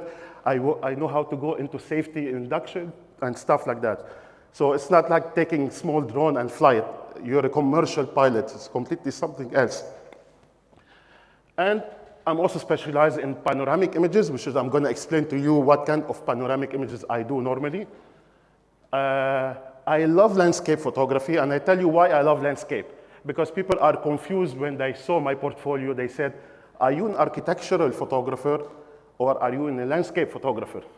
Where I am an architectural photographer, but because I work every day hard and I'm 24 hours shooting for the clients and keep traveling, I use landscape as a spiritual moment for me. So landscape give me motive in life, get me more inspired, and I love nature. So that's why I do landscape. I don't live from landscape because it's very hard to make money out of landscape. Maybe now with NFT and other things, but it's not enough to pay my bills as a father and responsible for a family. So I have to work in the corporate field. And I do some image enhancement and post-production, so I do everything on my own. Some photographers, they shoot and they give those images for agencies to retouch. I'm a one-man show. I don't give my work to anyone. I enjoy processing my images because this is my signature as an artist. And I do educational photography. It's more for fun. It's more because I'm representing brands. I'm an ambassador for Fuji Middle East, so I'm an ex-photographer family member. Educational photography, this is what I like to share my knowledge, my experience with people, because people, they keep asking me questions, and I love to interact and not hiding things. I like to tell people whatever I have, because the days I started photography almost 10 years ago, no one teach me anything. No one teach me any single thing. I discovered everything by myself. So I don't want people to go back and face what I had before. So I like to be very generous with my information and to help and provide people and also get inspired by lots of people. I've been here the last 2 days and I was impressed by the quality of images that have been printed outside. So many talented people, and I can notice that Qatar, they have like one of the best photographers in the region. So well done, guys. So who are my clients? مين clients تبعولي? I work with agencies. I work with clients directly. I work with people in the field of production. My clients are airports, real estate, developers, designers, architects, and I'm talking about, it's a global clients, not only in Dubai. So I would keep traveling the world to shoot for my clients. So this is a list of people, of clients that I work for. Qatar, 3 years ago, I came and I did the portfolio for the Qatar airport, one of the nicest projects I did, actually, and this was my first time in Qatar. So this is the names of the main clients that I work for. I'm not going to go through one by one. You can check my website, and you will see the work for every client being published there. Are you okay with the Arabic? All fine? نحكي عربي. هاي شكلها حتخلص السيشن ساعة 1 بالليل. So كل العملاء تبعولي هن ناس بالكونستراكشن، بالمعمار، بالريتيل بزنس، بالهوسبيتاليتي، بديفلوبرز، مهندسين، ديزاينرز، بشتغل لهم وبصور لهم، وهذا شغلي الاساسي انه انا بشتغل مع هدول الناس، وهدول الاسامي كلهم موجودين اكزامبل منهم. How people find me as a photographer.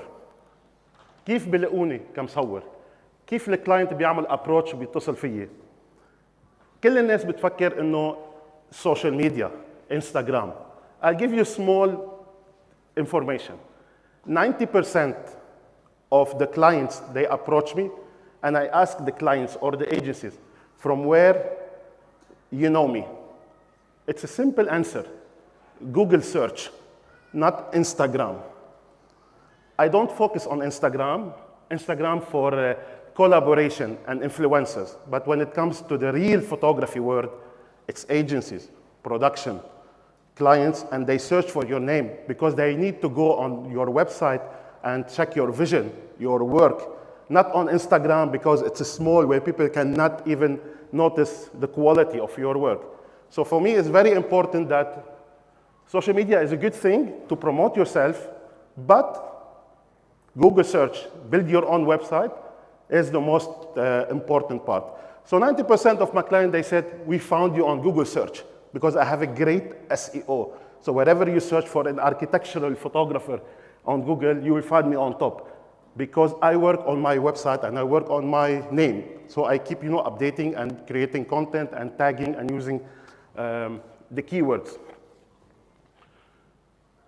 One of my clients, because normally عندي كتير clients بصور لهم projects 2, 3, 4, 5 days. One of them can Dubai Expo. So Dubai Expo, before they started Dubai Expo, which is 5 years ago, even 6 years ago, they told me that we would like to appoint you as a photographer for Dubai Expo, as an architectural photographer. So it wasn't a job of 3, 4 days. It was a job for building the legacy of the country, starting from the construction phase, the workers, up to the event time and all the buildings. And it's a big city. Many people have been to Expo and they know what I'm talking about. So اشتغلت مع Expo كان as a consultant for 6 years. I built all the library and I archived all the images and I worked on the entire legacy. And now, at that time, you can see all my work being published in books worldwide under the name of the Legacy of Expo. So these are some of the books, and I'm talking about coffee table books, high quality prints, published worldwide in many countries. So this is my job. Like if Qatar here, they want to build a city, they will contact me and I will start building with them, but through the photography point of view. These are some of the images. So let me show you my portfolio. I'm going to show you aerial photography, landscape, architectural, and urban cityscape photography. So حنفرجيكم صور لها علاقة بشغلي كمصور معماري، طبيعة، cityscape مثل ما كنا بنحب الcityscape و aerial photography. So this is some of my aerial architectural photography. You will see how those images being shot in a very creative way, in a different timing, with different condition. They're very dramatic because I implement a technique that I'm going to talk about it today. The technique, how I study the light, how I study my composition. كيف بدرس الإضاءة, كيف بدرس التكوين, شو أحسن وقت للتصوير. Things are related, to be able to produce those images, not only technical, but also the process, how we reach that image. So this is Al Wasl Square in Expo, shot during a foggy sunrise, one of the most successful image that I've done for Expo, because it was very hard to predict the fog, how the fog will come, and we don't want the fog to cover the entire city. We want to shoot where the fog is arriving to the city. So this is where I started using application and doing studies in advance and decide on the timing. It's a preparation, and study your case. I shot this actually 3 weeks ago, not that long. صورت هيدي الصورة من 3 أسابيع. I was commissioned for a job for Nakhil in Dubai, where they need to shoot the palm. To be able to shoot the palm, Nakhil, it's a big island. It's a man-made island. So you have to fly in a helicopter for 6,000 feet, and you have to shoot from open-door helicopter, and you have only one chance, because you need to shoot in the middle. So the helicopter will hover only once because of the airspace area, because we're flying at 6,000 feet. So كانت فرصتي الوحيدة إنه قدر أخذ الصورة تكون aligned بالنص. So this is where you communicate with the pilot and you have confidence that you can do it. It's only one chance to be able to frame on the entire island. These are some images, some aerial commercial images shot also. Some of them helicopters, some of them drone. These are some frames, not necessary to go high. مش ضروري دايما بالaerial photography تطلع كتير عالي. You have to create depth. لازم تفرجي أكتر composition. These are some shots also in Dubai, Burj Al Arab. the Atlantis, Burj Al Arab as well. Aerial photography for nature. هدول مصورين بناميبيا بأفريقيا كمان من هليكوبتر. كتير صعب انك تفريم لانه انت عم تصور بباب هليكوبتر مفتوح، بدك توقف برا وبدك تقدر تعمل فريم بروبرلي. الهليكوبتر بتكون عم تمشي بسرعه. The helicopter is moving. You need to maintain a good shutter speed to have sharp images, and you have to balance between your composition and the technical. Aerial photography as well from the Namibian coast in Africa. هذا الاتلانتيك اوشن. I guess انتم بقطر عندكم شيء هيك similar لهذا الموضوع. شو اسم المنطقه؟ Exactly. So ما بعرف اذا فيكم تاخذوا هليكوبتر وتصوروا هونيك. ممنوع. ما بعرف لقوانين. I don't know. فيكم؟ Perfect. These are some interior photography. This is the UAE pavilion at Dubai Expo. Some of my work for Dubai Expo as well. The portal being designed by Asif Khan. They got many awards because they're made from carbon fiber and they're like 3 portals where people can enter Expo from them. So I wanted to create more like a lifestyle between architectural and lifestyle by adding a human. And you see, I'm shooting all the time during low light, golden hour or blue hour, which is we will talk about the timing and the light. Some of my work for the pavilions. Some black and white photography also for pavilions at Expo. Luxembourg Pavilion, also black and white for the portals. Aerial photography showing people interacting with activities in the fountain. Some projects that I worked on to be able to create fine art by adding human to architectural and use a drone to be able to create all these shadows and create this nice story, because sometimes you need to show the scale of a human and the buildings. So these are also that I produced, I create the idea, and I execute. Some shots also for Dubai Expo. I use a technique of merging several panoramic images, which is, I'm gonna show you, even by drone you can do it, not necessarily with camera. Aerial photography for the UAE Pavilion. The Sustainability Pavilion at Expo. Ground photography.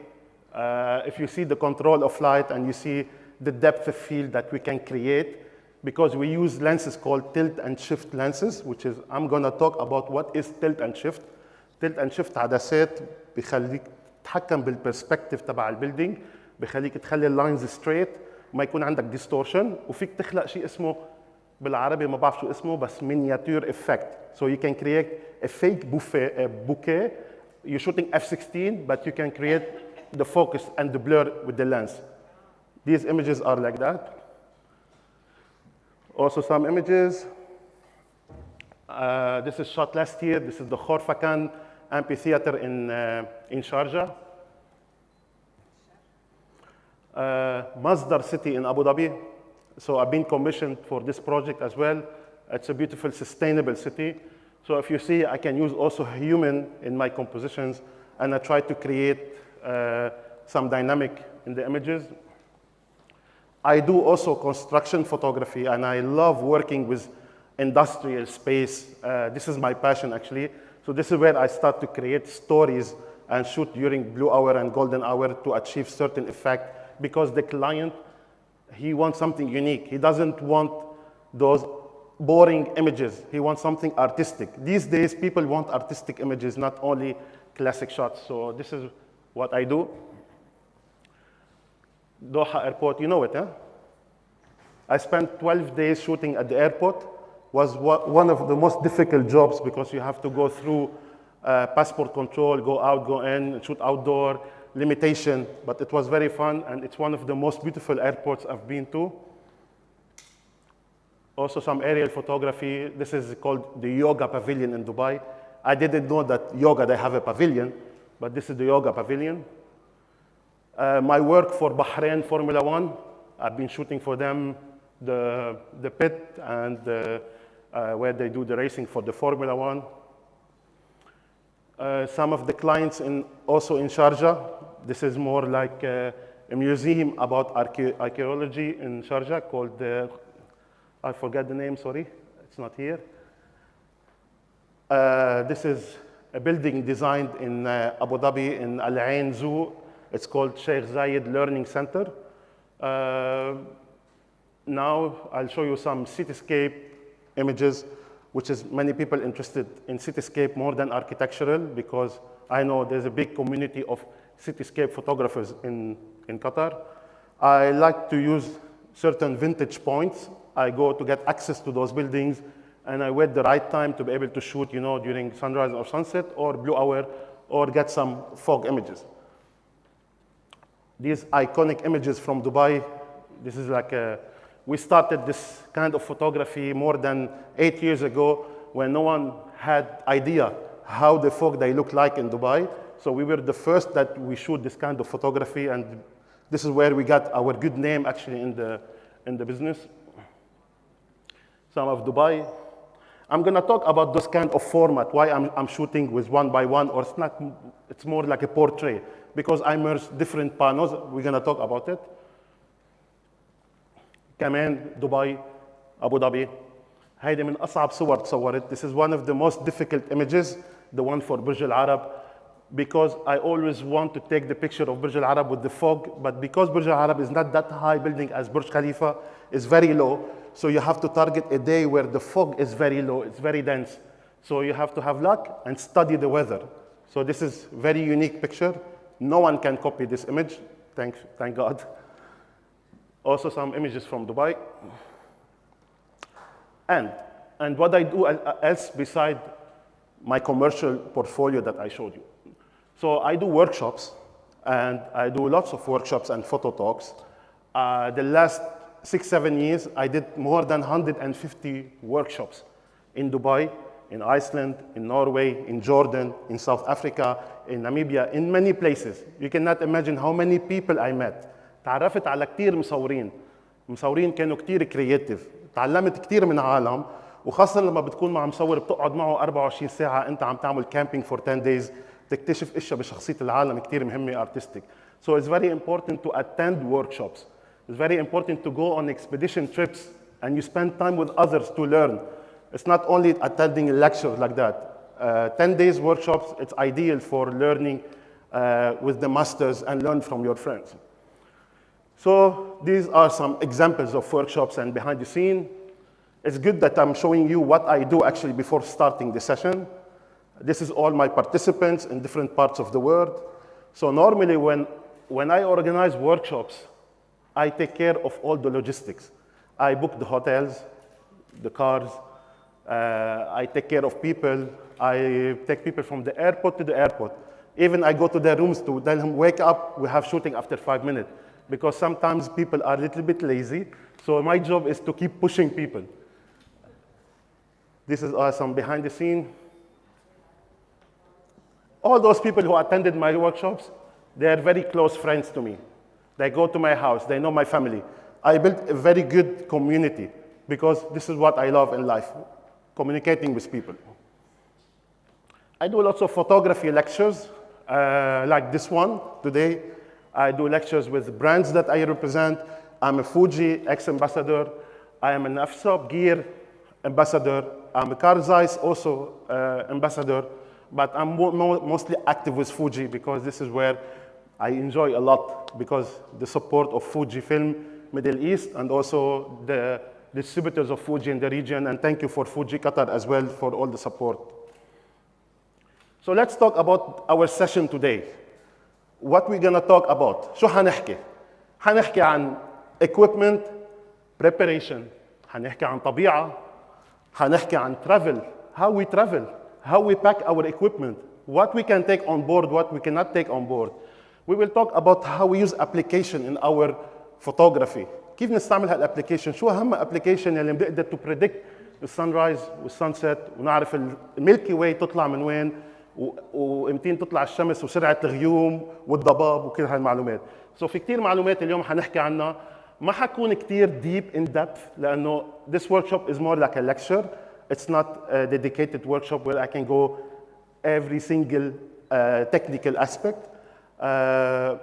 I'm not here to teach you photography, by the way, and I don't teach photography. I'm not a certified photographer, university to teach photography.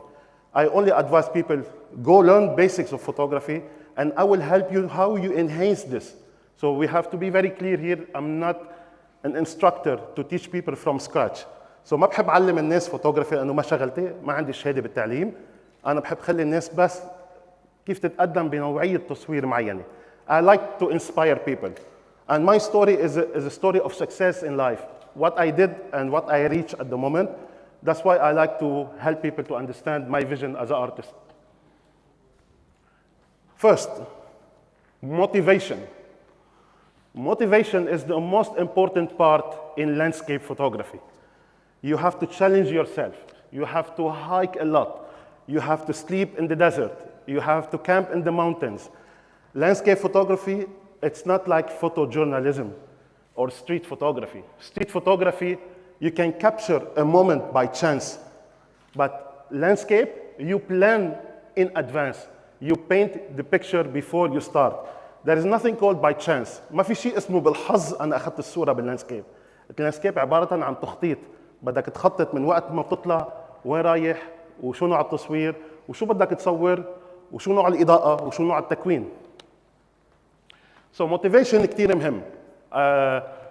Recently صار عمري تقريبا 47 سنة. بعد عندي motivation. بس هلا صار عندي بنت عمرها سنة ونص ما خلت لي motivation. عم بتعب كتير بصراحة. I'm so tired recently. I work a lot and I have to take care of my daughter. So I think I'm getting old. But let's see after 2-3 years. I like to hike and to camp. Why I like to hike? Because I have to be very close to my composition. I have to choose a composition where I can sleep there to capture the early sunrise. I cannot go and book in a hotel and drive at night to reach that location. So you have to plan. See, these some images, I think in Norway for hiking. By the way, I'm not a good hiker. This was my first trip for 25 days hiking, and I will never do it again. Because we have to climb this mountain and capture the beautiful golden hour. And this is a pano image of 8 images shot on a portrait mode from left to right. We will talk about that technique. And then I found a new way of lifestyle for me as a landscape photographer called overland. I'm sure many people, they know the meaning of overland. Overland is when you start having your own car equipped with all the equipment to be able to go off the grid, cross multiple countries, and camp next to your composition. So I started, working on this idea that I want to combine the overland with my passion for photography. I'm not a big fan of cars. Many people here, they know me and they follow me on Instagram. And they saw the build that I did for my car. I'm not a big fan of cars. I never have passion to have a car. I am a very down-to-earth person. I don't have a problem to have a scooter. But because of overland, I learned how to build the car, and I learned how to drive off-road, how to deal with safety, how to do recovery, how to camp, how to cook. Even I enhanced my cooking experience. So I start building a car. It's called Obelix. I name it Obelix because it's V8 and it's fat. I don't know if you're aware about Obelix, the cartoon. And I start building the car from scratch to suit my lifestyle. It's not the idea of the car. It's the idea of what I want in life. So I build the car and I reach for this car by painting, changing, putting a rooftop tent, etc. And I start touring in the region. So I did more than 50,000 kilometers last 3 years in Saudi Arabia to discover Saudi Arabia in terms of landscape. And people can see my images, like, how did you discover this part of Saudi Arabia? Because I have a very good car where I can go off-road, I can camp, I can charge my equipment, I can do workshop and take students with me without worrying about safety or allocating food, drinks, water, whatever. So the car is a very important tool, same as the camera. The camera is just a tool. The experience, this is where you do the investment. So this is some behind the scene of location I visited with the car. I was in Saudi Arabia last week before coming to Qatar. I did 15 days off-roading. I went to beautiful places. You see, I followed the storm, and I came close to the storm to capture this beautiful sky because I'm an outdoor person. This picture in the middle, I took it last week in Saudi Arabia, where it's very hard to reach those volcanoes, and you have water in the volcano because of the rain, and it's green, which is something very occasionally can see it. It's not an easy thing. So this is where my car helped me to do those part of things. So I don't care about the car. ما بيهمني موضوع العربية. بيهمني اللايف ستايل يلي أنا عايشه كفوتوغرافر.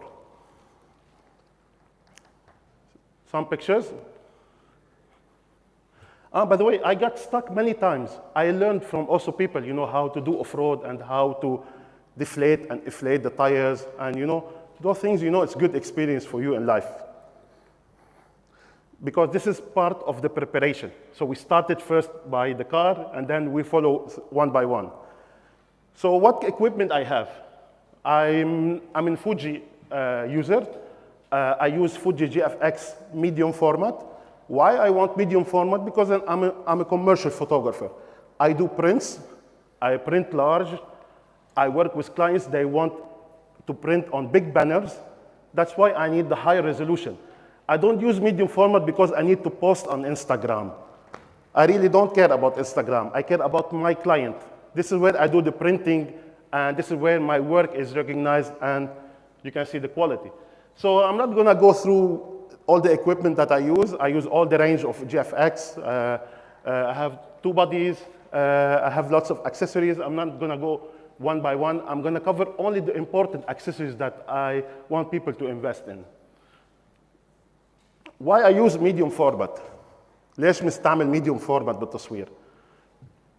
بالنسبة إلي أنا, for me as a photographer, because of the dynamic range. I want excellent dynamic range because in Fuji GFX, the medium format, you have higher dynamic range than shooting with, I'm not going to mention the brands, but other format like 35mm, because I have a full respect to all brands. I came from different experience with many brands, and I built my portfolio around those brands I'm not going to mention, but I have full respect. But now I'm working with Fuji, and I'm proud. Because of that, I care about pixel resolution, because sometimes I crop a lot.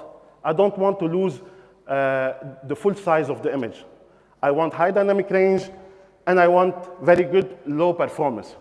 So I don't need sports. I don't do sports photography. ما بدي كاميرا سريعة. I don't need fast camera. I don't care about the weight of the camera. I can use a camera of maybe 4x5, 20 kilograms. I don't care. I care about the quality of the images. Definitely, I'm not going to hike the mountain with lots of equipment, but still, you can still invest in good medium format cameras like the GFX 100 or 50, which is smaller, same as the mirrorless, with more compact and lightweight concept. So resolution, dynamic range, low performance, ISO, I mean. This is where I can start, crop from that image and get that small part. Cropping is very important for me. This is just an example.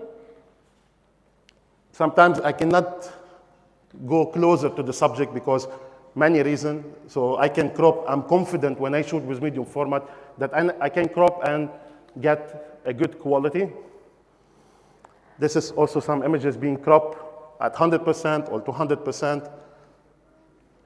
Dynamic range, this is where all my work is based on dynamic range because I shoot at low light situation. I shoot against the sun, and I shoot in very dark areas. It's a sunrise and sunset. I don't want to spend hours post-processing images. Let me tell you just about me as a person. I prefer to shoot 80% on location and 20% on my computer. Nothing wrong to stay whole day post-processing your images, but some people, they prefer to be a digital artist. I'm not a digital artist. I'm a person who like to be on location. I like to be in nature. I like to shoot on ground. So I don't want to spend hours processing images. This is where if I have a good camera with good dynamic range, we'll minimize the effort of processing the images, and I can be enjoying more shooting outdoor. So this is the dynamic range example here, shot with the GFX, where I'm shooting inside, this is the common thing, where you have completely dark inside and extremely bright outside. So instead of bracketing multiple exposure, in one single exposure, I simply pull out my shadows and recover all the details. So this is where dynamic range is important. Because normally, as a human, we see 20 to 21 stop in our eyes. But the cameras cannot see that. The cameras can see 13, 14, and maximum, I guess, 15, something like that. So depend on the manufacturer. Another example, how you can have the dark areas. You simply open the shadows, retrieve the details. This image took me 20 seconds to edit without doing multiple exposure. من غير ما اقعد اشتغل 4 ساعات على الكمبيوتر اعمل stacking لايمجز واتعذب ب 100 ميجا بكسل images. خلينا نحكي عن الفوكال lens. Which focal lens we use, which are the best focal lens for landscape photography. I'm not going to go through all the things. So this is an ultra-wide angle of 15 mm, 14. When we're talking about ultra-wide angle, we're talking about 14 to 16, 17. Don't come to me and tell me I have a 24 to 70. This is ultra-wide. No, this is medium or this is wide angle. Ultra-wide is when you go 15 and you go bigger. But the problem of wide-angle lenses, they're very soft edge to edge, and you will have distortion. So you have to be very careful with wide angle, when to use wide angle and where not using. But normally in landscape, you don't have a problem of distortion. So بالطبيعة لما بتصوروا ما عندكم مشكلة distortion. إذا عم تصوروا cityscape بالالترا وايد انجل بيصير عندكم distortion. هون نحن بنستعمل شيء اسمه tilt and shift. حنشرح لكم عنها هلا.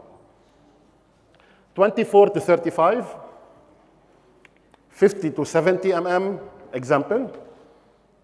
Telephoto is around 200. And if you want to go like super telephoto, you go for 400. People who do sports, who do wildlife, they know what we are talking about. But also in landscape, we can use this kind of lenses. So what is tilt shift lenses? What's the purpose of tilt and shift lenses?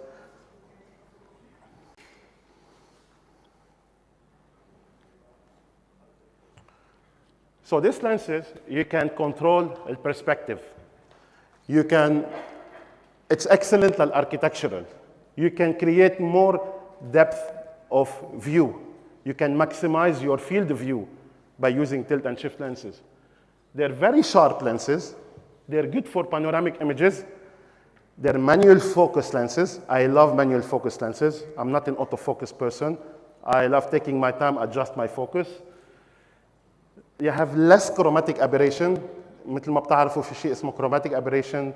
You have to click it to avoid those pinkish halo around the subject. But tilt shift, they're very powerful lenses. ما عندهم chromatic كتير. And you can create miniature effect, which is not in our case. This is mainly for time lapse. Excellent for time lapse, not for photography. So what is the recommended items that we have to carry to use tilt shift and use it in cityscape and even use it in landscape? I always meet lots of people, بتعرف على كتير عالم وكتير مصورين. They invest lots of money in their cameras and in their lenses. But they forget one important item, tripod. Tripod is more important than the camera because people ask me, how you do long exposure and your images are very sharp? How you do those panoramic images without having distortion? How you can stitch multiple exposure? Because I have a very good tripod. I invest in a very good tripod and ball head. And this is where I have to show you today those things. So ball head is an important thing. The ball head, you don't need to do landscape photography using those ball heads with many arms, like those Manfrotto or whatever brands, because they are made for studio, they're not made for landscape. You need a very lightweight carbon fiber tripod where you have to learn how to maintain your tripod, how to clean your tripod after salt, sand, and using the grease. So it's not a small thing. So you have to learn, it's an experience. And I use something called L bracket on my camera because I love shooting on portrait. And I do all the panels on the portrait mode. So I don't want to rotate the entire ball head. I want to rotate only the camera. So I use something called L plate, where you can go vertical, horizontal. So this is example for the tilt shift lens. So those lenses, I'm going to simplify things for you. If you want to shoot, I am the building, and you're a photographer, and you're very close to the building, and you want to take picture for the building, and the building is higher than your camera. So normally what photographers they do, they tilt up the camera. Once you tilt up the camera and you're close to a building, you will have distortion. So how we can avoid that? Some people, they said, we can fix that in post. Of course you can fix it in post, but once you correct the perspective in post, you have to crop the image because you have like error in the pixels, and then you lose the quality. So this is important where we need to start using tilt and shift. So tilt and shift هن عدسات بتخلي الكاميرا straight and you bring the lens up and down. You only control the lens, and you can go up and down and you can go left to right. So you can rotate the mechanics تبع lens. So these lenses are very good lenses for architectural. They're very expensive. Every year I buy the same lens because they're not made for landscape, and I use them, and this is depreciation for me. So I keep buying those lenses, and they're part of my depreciation because they're very sensitive lenses and they're very expensive. Example, this one shot with 14 to 24, which is I shot this at 14, was on that building actually, and I wanted to show that part of the building, and I was very high point. It was impossible if I put my camera straight to show the building below. So what I did, I tilt down my camera. But once I tilt down my camera to get that part, I'll have distortion from the building. Then I did this picture. Everything is straight, horizon is straight, and you can see more depth, and you can see the entire foreground. So how I did that? 3 images. I stitched the lens up, I took the sky, and I took the middle one, and I took the foreground. And I merged those 3 images together to that format. So when I give my clients the images, I give them very high resolution images because I'm combining multiple exposure, they're big files, and the horizon is straight and the building is straight. So I'm gonna show you lots of examples. This is shot recently for Amar in Dubai. From my point of view here, if I shoot with 14 mm, I got only that part. I cannot show the entire building. I'm very close to those buildings. So what I did 1, 2, 3, and I stitched together all my buildings, horizon is straight, there's no distortion, and it's very easy to stitch those images in Photoshop. That's just a single thing. Another example. This is also example. There's 2 years difference between the first image and the second. في فرق سنتين بين الصورتين. مجبور اني وطي الكاميرا لتحت، بس لما وطي بصير عندي distortion. هون خليت الكاميرا straight. I shift down، نزلت اللينس لتحت، اخذت كل البرسبكتيف تبعيتي straight. You can do 2 images. You don't need 3 images. You can go up and middle, depend on your composition. In my case, for this picture, I only need 2 images. Another picture, this is a good exercise to talk about this composition. To get this effect of panoramic, where the closest subject is, you have this beautiful circle, because the building is straight actually, which is the close part. You can achieve it by using fisheye. You get this effect. But I hate fisheye lenses. I don't like fisheye lenses. I'm not a big fan. Even wide angle lenses I don't like. I like tilt shift. So what I did, I rotate my camera and I took 3 or 4 exposures. 1, 2, 3, 4, and I merged together. Then the buildings are straight, the horizon are straight, and then I have this effect of pano, and it's like a combination between pano and architectural, which is hard to achieve in wide angle lens. That's why you have to use for this kind of photography tilt shift lenses. Another example, if you notice on this image, this is what I see. I cannot get the marina from down. By tilting down the lens, I can get the 3 parts and I can merge together. So you see, I'm maximizing my field of view. عم بكبر النظرة للصورة إني أجمع 3-4 صور مع بعض تقدر آخذ كل الاليمنتس أو آخذ كل التفاصيل الموجودة بالكومبوزيشن. But it's very important. When we use this kind of lenses and we do panos, you have to be very careful with your exposure compensation if you are underexposed. So you have to maintain the same settings on all the images, or you will have difference in lighting, and it's very hard to align and put these images together. Another example, if many people from you went to Dubai and they know they go to shoot this area, which is Shangri-La Hotel, it's very famous. You can go there, you pay 200 dirham, and you can go to the balcony, take this picture of the city. They cannot get that part, only from here to here, with the widest lens. But because of pano technique, I can do several frames and merge them together. But also merging in Photoshop, once you want to merge those images, Photoshop sometimes is weak. So we use special software to merge those images. There's so many softwares for panoramic, like PTG UI, or you have to search. If you need any help, let me know. I can advise you which the best software to stitch the images. Another example, this one, not a tilt shift. This is shot with 24, but because the mountain is so big and I want to frame on the entire scenery to get the sunrise, because the sunrise was from the other side, so I have to shoot with 24 and then do portrait mode and rotate from left to right. But even when you rotate left to right, you have to level your camera. You cannot, rotate the camera and then the camera go down like that between every single shot. So you have to do something called leveling. So normally when you put the tripod is not 100% leveled on the surface.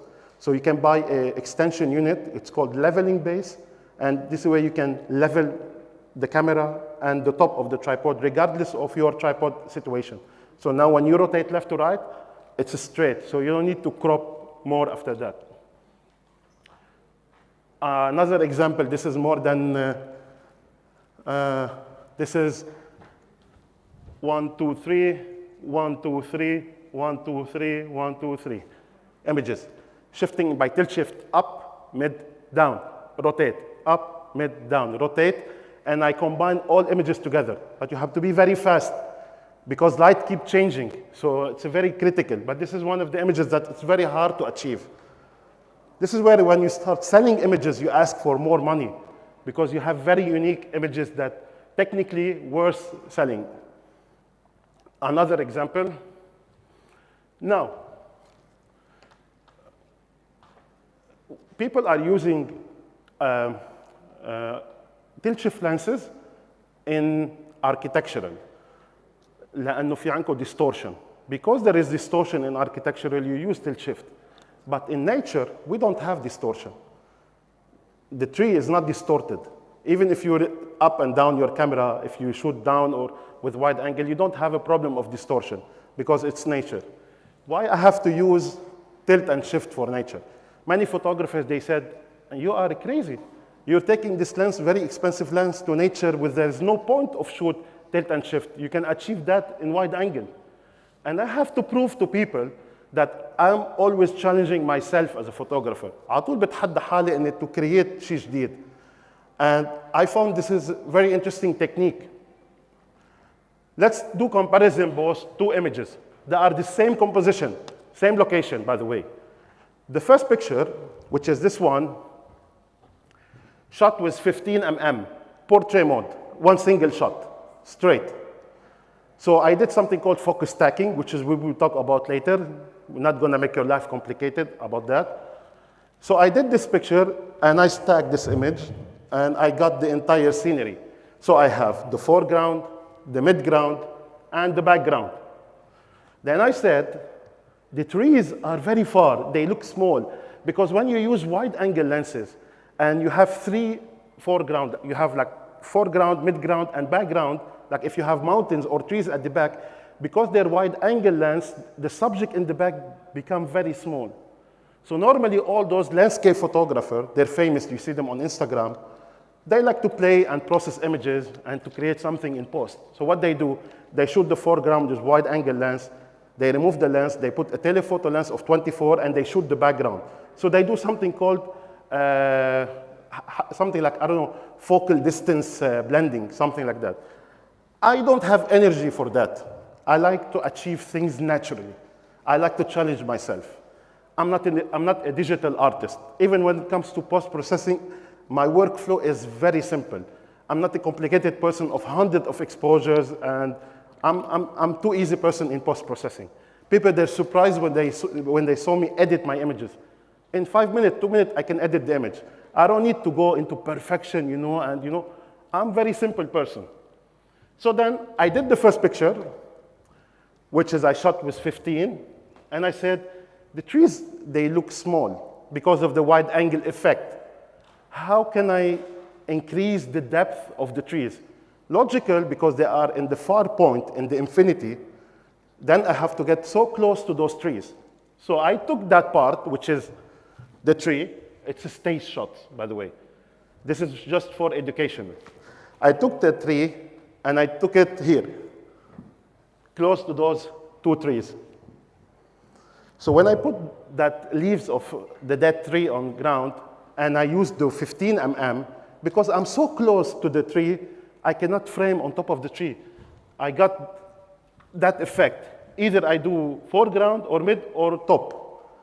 And then I said, okay, let me change to tilt shift, which is insane, use tilt shift in landscape. There's no distortion. It's not for correcting the perspective. It's for creating a bigger field of view, because I have a challenging situation. So what I did one for the top, for the foreground, one for the middle, and one for the top, and I merged the 3 images. So I have all the elements, and I'm so close for the trees. So this is where I started using the tilt shift in landscape. Definitely, I don't recommend all of you to use the tilt shift for landscape, but it's good to know the potential of the TS lenses. This is the effect I was telling you about. You can control your depth of field at f8, at f16, as if you're shooting f1.8. And you can correct the perspective. So you can do tilt and shift together. So tilt is when you tilt the lens and you create the blur, and shift is when you go up and down. So you can be more creative by creating different techniques together. So let's talk about, landscape. Do you know who's Ansel Adams? تعرفوا Ansel Adams? Okay.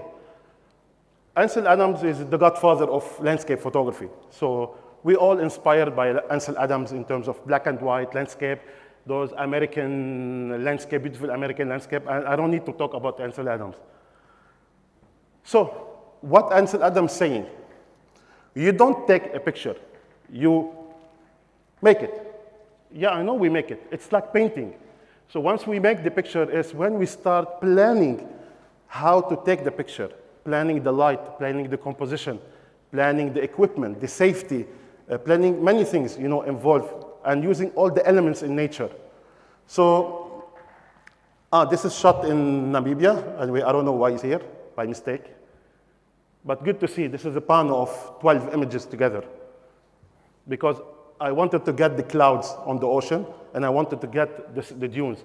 So very hard with wide angle, so I said, let me do pano and merge together. So first, when I start to be safer and I want to travel, since I'm a landscape photographer, I will not go to Cuba.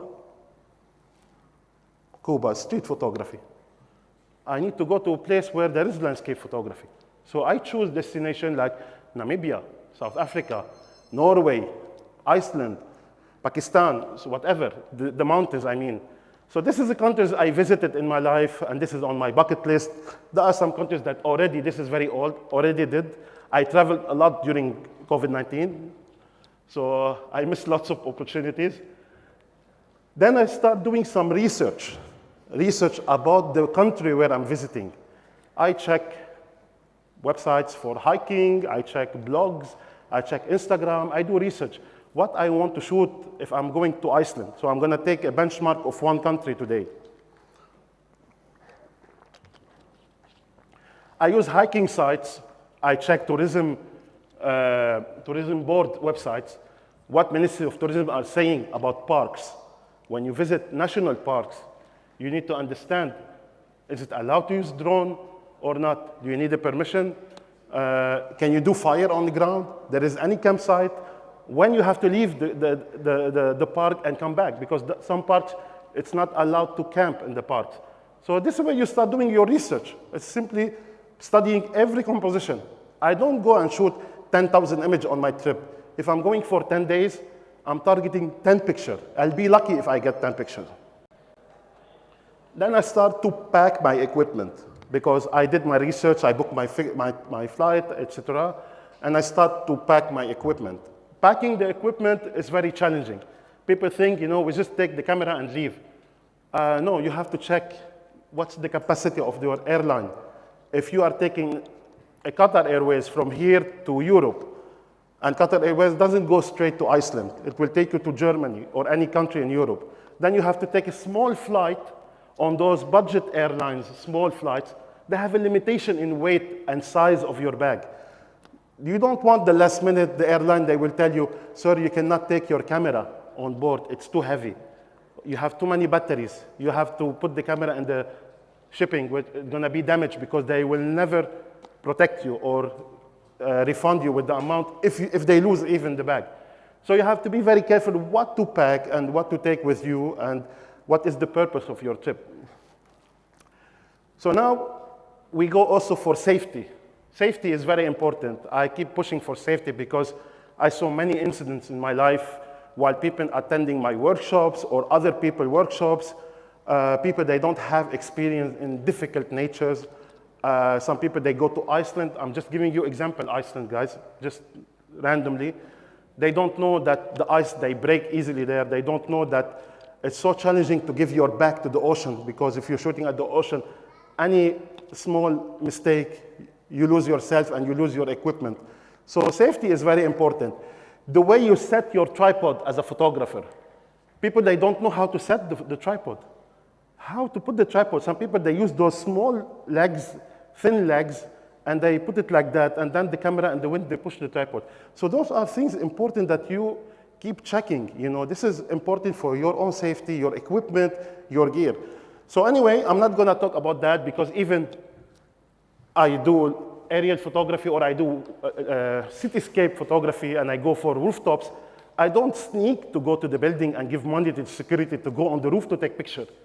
I respect myself, I respect others because it's a social responsibility. If I lose my camera and my camera will drop from a rooftop, might kill someone down. So you have to be responsible. You have to check the law. You have to ask for permission. You have to use harness. I went into maybe 200 safety induction in my life. And all of them are the same. From where to walk, fire, helmet, etc. But I keep going because I cannot, provoke people. I have to go by the law. Maybe there are small details that I don't know that it's important to learn about. So I'm not going to talk about medical kit, knowledge of, I don't know, what kind of shoes, hiking shoes. You cannot go with the, normal shoes for hiking. So these are basic things I'm not going to stop and talk about. So what is landscape photography? شو هو landscape? كم نوع landscape? How many types of landscape we have? How many school of landscape we have? So we have 3 types of landscape. Definitely there's more. I'm not going to go into that complicated terms. So I'm going to make it very simple and simplify the names. So we have something called representational, impressionistic, and abstract. So there are 3 different schools, which is simple. So what is representational photography? So this is where what you see, what do you see, what do you get? You're not shooting golden hour, you're not shooting blue hour, you're shooting during the day, you get the classic shot, no focus stacking, no foreground, just perfect composition, exposure correct, and you take the picture. It's similar to tourist. Similar to any tourist or anyone start doing photography. Nothing wrong in that, don't get me wrong, I'm not criticizing this art. I like this kind of photography, but with a little bit of enhancement. So this is mainly most of us, when they start the photography, they do this kind of landscape. And then you reach the level of you want to impress someone about your photography. So this is impressionistic, when you use the northern light and the clouds and you do long exposure and you shoot at night with the moon and you combine many elements together. When people look at this image, they say, wow, how many elements in this image? How did you capture this? So this is when you start impress someone about your technical skills in landscape. I used to do a lot of this. But recently, I moved to this, which is abstract, classic. So I try to combine the representational with the abstract. When I go to shoot now, I'm not like other photographers. They want colors in the sky. I want blue sky. I want proper composition. I want to create art, fine art. I want to print. Maybe because I'm getting old, I become a very calm person. Maybe when I started photography 10 years ago, I was a bit a crazy person. I want to do crazy images with beautiful clouds, but nothing wrong in all this art. So I belong now to this art, which is abstract and minimalism. So what are the major elements that we use mainly in those three different schools of landscape photography? So first of all, we have to choose a strong subject. We have to compose properly. You know what's the problem of people when they do landscape photography? They focus on the equipment, the gear, but they don't focus on the subject and composition. This is our weakness as a human because we don't see things in a unique way. So it's very important to work on a strong subject, composition, understand the light direction. What type of light do you want? You want side light, back light, front light. You have also to focus on the nature elements. Can you see the text? It's too small, yeah? I went there. I feel so sorry for you guys at the end. So nature elements, we use the nature elements, mountains, sands, rock, trees, anything in nature. And then we use the colors. When you will build your own portfolio and you will have your own signature as a photographer, you start choosing your colors, your favorite colors. People, they can see my work and they know blindly, without having my name, that's my work because of the signature, because this is what I like and how I process the images and what kind of nature I shoot. And at last, the technical approach. People they think first, technical approach. The settings, what kind of lens? This is the easy part. The technical, you will learn it in 1 minute. 1 minute, you will learn the technical, how to shoot these images. But you will not learn how to choose a strong subject, composition, read the light, nature elements, and colors. This is the hard part, not the technical part. So I don't want anyone to ask me, what is your settings? What is your EXIF data? Who care about EXIF data? They're part of the image. So let's start first how we choose the subject, how we compose. I'm going to take you through a journey through my mind, actually, how I see things on location. I forget, I'm not talking Arabic anymore. Sorry, guys. Sorry. So scouting and composition. When you are a photographer and you have a client, you do scouting in advance. You don't give the quotation for the client. If I'm a client, I'm going to tell you, I have this building, I want to shoot this building. You don't tell me, oh, this is one-day job, I'm going to charge you 10,000 riyal. No. You tell him, okay, what is the images? What is the mood? How many shots you want? You want blue or golden hour? And then you go for something called recce. Recce, where you go and you spend 1 day checking the location, checking the light, see the situation, safety, many aspects. So I like to do a lot of scouting. So when I scout on location, I simply don't take my tripod.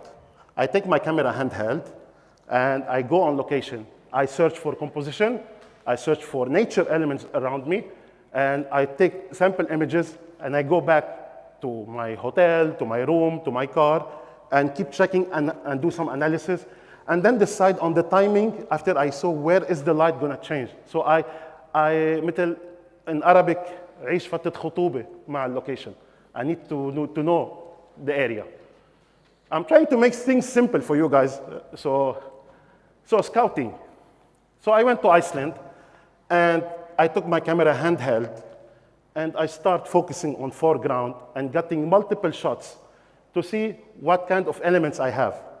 And then I took this and that one, many form, many shapes.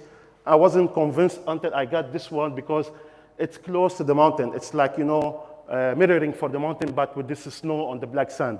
So just as an example. Another example, last week in Saudi Arabia, I was in Tabuk, and this is a beautiful place in Tabuk. We did a hiking of half an hour, and I was so tired, I wanted to die.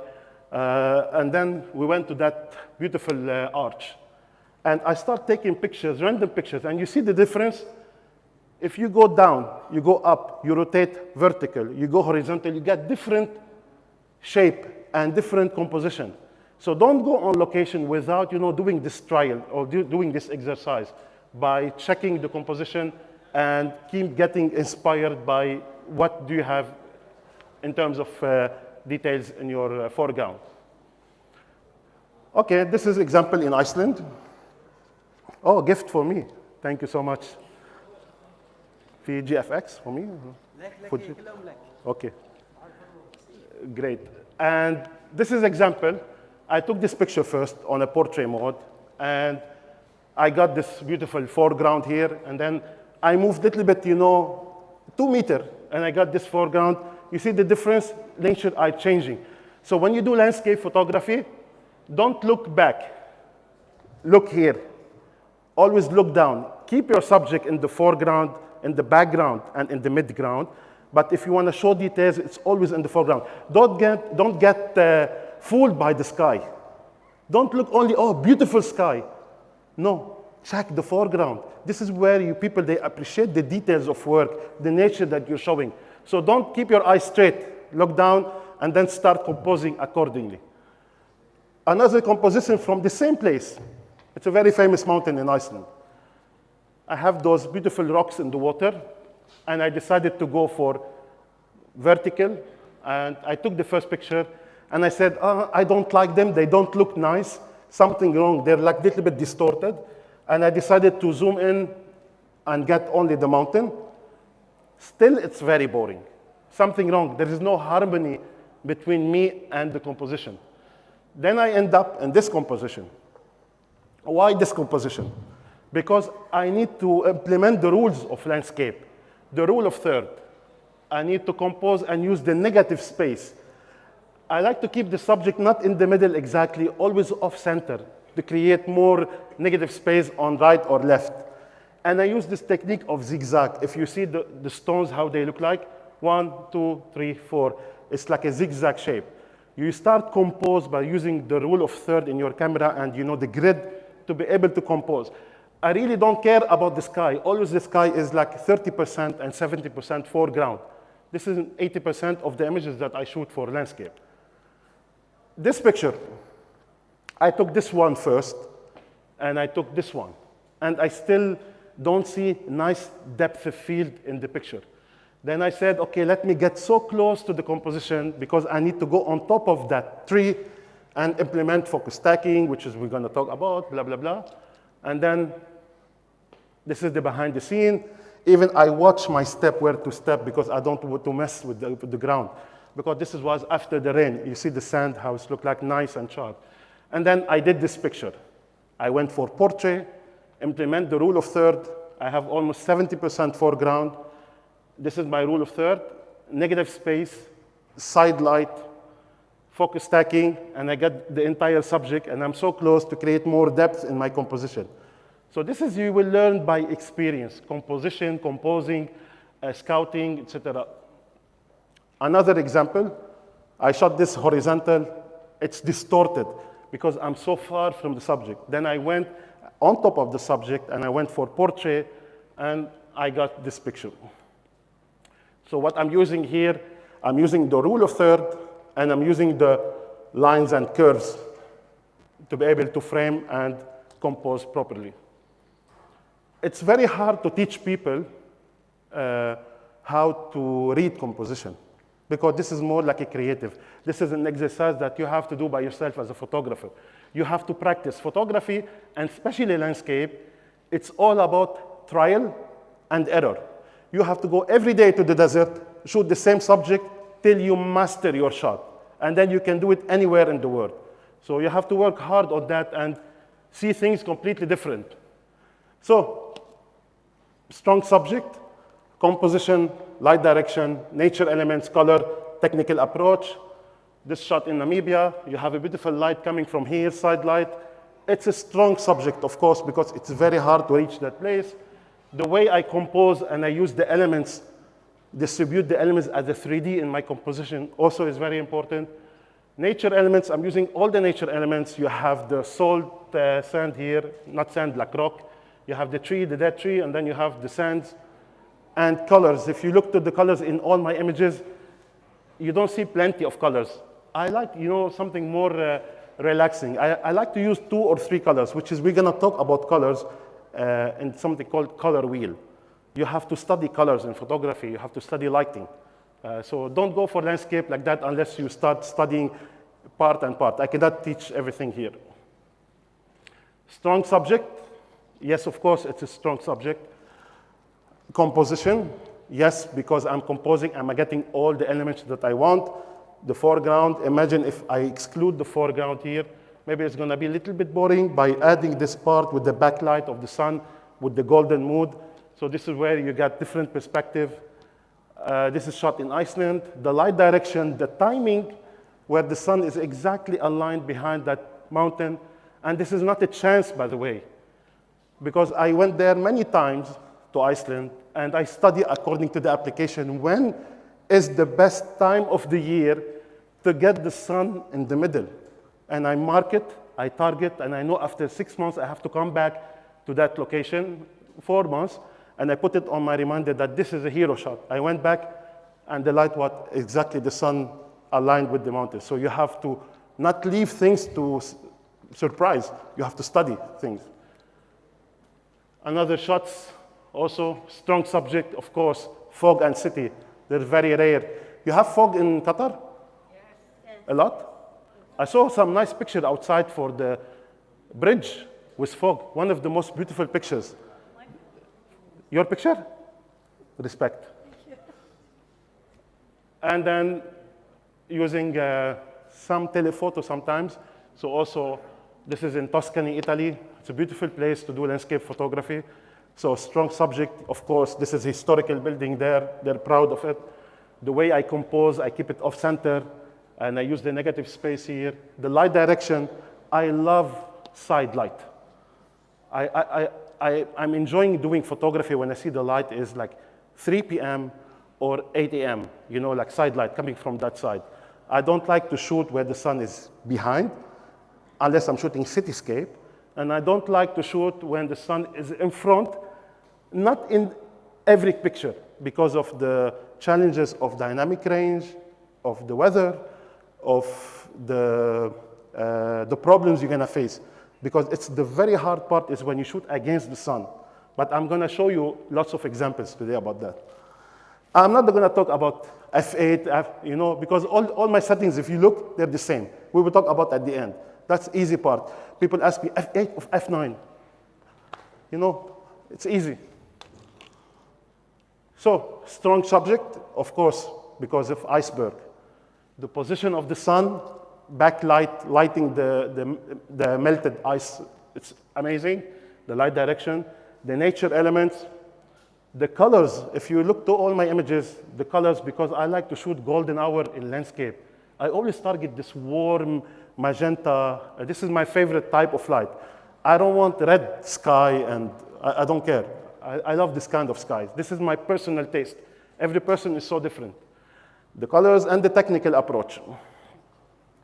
I shot this in Dubai, in those ghost houses located in the desert. Many people went there, actually, and they started to go, but I got with me a head of camel, dead camel. I wanted to create something very dramatic, so I waited also for a time of the year where the sun is rising behind the window to get the sunburst. And normally when we shoot sunburst, we shoot at f16 because we need to close the aperture to create the sunburst when the sun is in between things. I talk about this image. It's a very unique image, shot with 135 mm. Now, vertical panel, vertical images. If you notice outside now in the exhibition, if you go outside and look to all the images, you notice that always portrait or vertical images, prints, they sell more because they're easy to hang everywhere, in office, at home, rather than going landscape. Nothing wrong with landscape. But people love portrait images. And in portrait, you can compress more the shot. You can show more depth of field. So always try to shoot portrait. But to shoot portrait, you have to study the subject. This is some vertical images. I love vertical images, my favorite. Also some vertical images. So why we shoot vertical mode? Because we can fit the subject in the frame. I don't care about the entire scenery here. I care about the waterfall, a little bit of foreground, and the northern light in the back. This is my frame. This is what I see in my eyes. So I don't want to get entire composition. I get so close to frame on that part. Also same for this place. You can create more depth in your image because when you shoot portrait, you can get so close to your composition and create more depth. You can control the rule of third better and more freedom in composing, etc. But also, you need certain equipment. You need to have L bracket, so you can attach your camera portrait mode to your tripod. This is an example of images that I did during a workshop in Iceland 5 years ago. We were shooting that beautiful airplane, and we studied that time that there is an activity of aurora happening in that area. And because of the northern light, I don't know if you guys are familiar with northern light. Northern light is not an occasion that happen every day. It depends on the solar activities. And also the shape of the northern light keep changing according to behavior. So it's not like Milky Way, it's all the time in the sky and moving. No, sometimes it will go vertical, horizontal, change color. So you have to adapt yourself as a photographer with the situation. I took this picture with landscape and then start the northern light to change here, creating that shape and moving lower. So to be able to get it, I went vertical because I want to capture the entire sky here because there's so many activities on top. So you rotate between landscape and portrait. Don't be like a robot as a photographer. Oh, you're afraid. No, you have to take, sometimes, you have to think that I have to adjust my images, not necessarily shoot one format. Another example also from Iceland. I was shooting landscape. I was very far from the house. And then the northern light changed the shape here, went a little bit lower. And I said, I need to get closer to the building. I need to get more foreground, which is I went here, and I rotate portrait. So I create two images from the same moment, same location. So this is also important that you have to be more creative and push yourself. Don't be shy. Also, this is a challenging picture because I was in that ice cave. I cannot get the entire face because it looked like a face here. I've been using 15mm portrait because I don't have enough space to go back. I was in a cave. Then simply rotate. That's very simple, nothing creative. This is shot in Egypt in the White Desert, one of the most beautiful places, and I recommend all of you to go there if you want to do landscape photography with beautiful rocks, and if you are into astrophotography, this is the place where you have to be. So I shot this vertical because there's nice light and nice sands here. I shot this more landscape. Light, timing, and color. So this is the most important part. People, they failed to understand the light. I see people sometimes when I go on a workshop, I let people first, I don't ask people, are you good in photography? You know the settings? I give them one day on location, and I look at their behavior, how they act, what they do. They are familiar with light, they do analysis, they think before taking the camera, and I notice, no, because people that don't have experience. My job is to guide people. So lighting is important, timing is important with the timing, because also it's affecting the colors. Wherever the sun is moving, not only the contrast and the shadows is changing, also the colors are changing because of the light. So how we study the light and what's the difference between golden hour and blue hour? and what's the difference between night photography, astro, or whatever. So I use many applications that make my life easy. I use an application called PhotoPills. I'm sure many photographers, they know what is PhotoPills.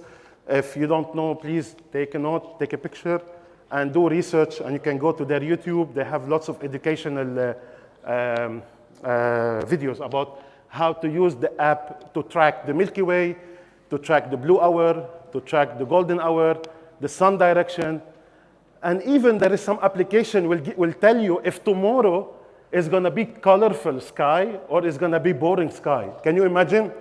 But unfortunately, it's not working in our region. It's working in Europe and States. They can predict how colorful is tomorrow and after tomorrow. So this is also help you, the technology, to build your photography. One of the main applications that I use, and it's mostly accurate, and I use it on a daily basis, called Windy. Windy, they're very advanced because they have weather station everywhere. And you can check the wind, the rain, snow. We don't have snow, but in Saudi Arabia, they have snow. You can check the fog. You can check the dew point. Dew point, you have to understand what is the dew point. The dew point where you start seeing the fog forming. You have to know the difference between those terms. You have to study weather. You know, we are like a weather machine. I swear, I spend all my day checking the weather report. I don't check those weather reports, you know, on the Apple, you know, the normal one. Today is cloudy in your area. No, I go for advanced. I keep playing and checking the next 12 hours, how the clouds are moving, how the fog is forming, and what is the temperature. Maybe it's not a good day for shooting. So I don't leave things to chance. I use it in my work, and I use it also when I travel. So PhotoPills mainly is when we check the blue hour and the golden hour. I'm not going to tell you what is the blue hour. You have on a daily basis, you have 2 blue hours and 2 golden hours. On the morning, the blue hour will start first, and then you enter the golden hour after that when the sun is higher. And afternoon, the golden hour first, and then the blue hour after. It's not confusing, very easy. So people, they call it magic hour. So, but why I'm telling you about blue hour and golden hour? Because if I'm shooting cityscape, I choose the blue hour afternoon, not the blue hour on the morning. Do you know why?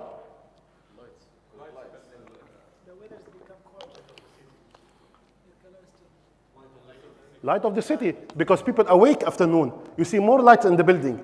So I'll tell my client, if you want those beautiful lights on all the buildings, I have to shoot it on the blue hour afternoon, not the blue hour on the morning.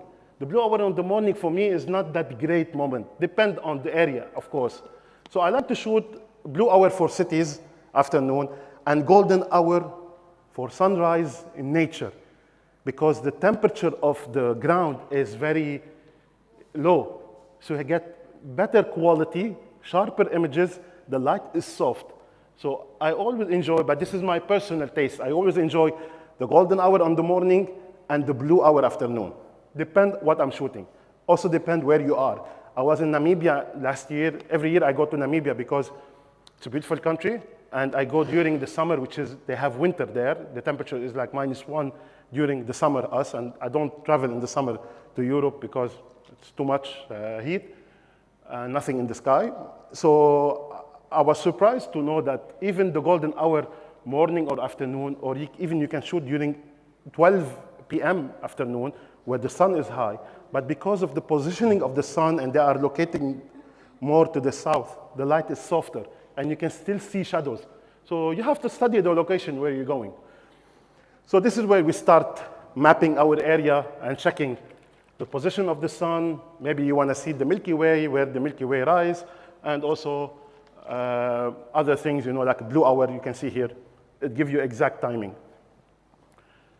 Example, this picture, I use the PhotoPills to be able to know when the sun rises behind the tree to give me the light here on the foreground. So I don't need to spend 5 hours there, put my tripod. I know that the timing here, which is 6 a.m., the sun will rise behind. So this is only 10, 15 minutes. I will take the shot and leave. So you can plan your landscape. Don't take it as if, I want to go to the desert to take picture, I need to spend the whole day. You don't need. You only need to study the light, where is the perfect time, and that's it. So this is like augmented reality. You can predict where the sun is rising and setting. So it's good for prediction, it's good for exposure calculation. They do other many things, even the moon phase, you will know the direction of the moon. Can I have a break? Okay. So this is called TPE, also another application called TPE. You can predict the shadows. And you simply play on the location, and you move the timing, and you know that on that mountain at 6 a.m., on that part, I'm going to have a golden light. So also this helps you to predict.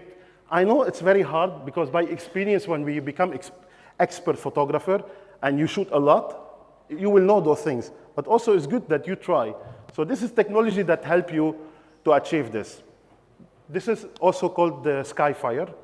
This is where you can predict how colorful is going to be tomorrow. I told you before, I'm sorry, it's working only in state, and it's working only in Europe. So if you see here, you mark your location, and then you check all this red spot. This is where you're going to see red sky. So you will have from green, yellow to red. Red is the maximum, which is good, actually, because also will give us more information, and then you can plan your thing. Because sometimes I do workshops, and I tell people, sorry, guys, tomorrow you have to wake up very early. We're going there. Yeah, but why there? Because I know the sun is going to be colors there. How do you know? You're God? No, I'm not God. I know there, application. So you have to, show to people that it's possible. These are images I shot in Dubai. People, when they saw this image, they said, this is in Dubai, this is in Tuscany, this is in Europe, this is somewhere else. Yeah, because I predict the fog. I know from the dew point, and I know from the weather that it's going to be cloudy, it's going to be nice sunrise. And I compose different composition in like half an hour. I have more than 25 images from that area. It's like a piece of art for print and selling. And this is exactly in Dubai. So I check the fog, and I want not high fog, I want low fog sometimes, like a mist, to create those nice effects, and where I can control more my lights, my exposure. Golden hour, blue hour, same location. You see the difference? At the blue hour, you have more light because of the mosque. But also at the golden hour, you have this beautiful light. So that's the difference. So I just want to show you the difference from the same location. This is Sharjah Mosque in Sharjah. But also, I did 1, 2, 3 images here. I did focus stacking. So there's some technical things that I implement in this image. Golden hour. This is mid of August in the desert. How beautiful. You can go sunrise and get those shots and leave. It's very simple. You simply need to compose and use your experience. Some blue hour. I don't like it in nature. I'm not a big fan of blue hour in nature. Sometimes work if the sky is a little bit, magenta in colors, but I'm a big fan of golden hour. Astrophotography also is a way of light in photography, because you can benefit from the Milky Way. I'm not a big fan, nothing wrong in astrophotography, but astrophotography requires certain skill. You have to be more expert. The equipment, the tracker, the type of cameras, the technique that you use. I don't have time, unfortunately. I try to get a single shot, and that's it. I saw many great photographers, they do astrophotography, and I have someone I know there, he's great. Abdullah. Yeah, Abdullah, he's really good in astrophotography. I wish to attend one day some session to learn more technical things. I know there's so many techniques they do.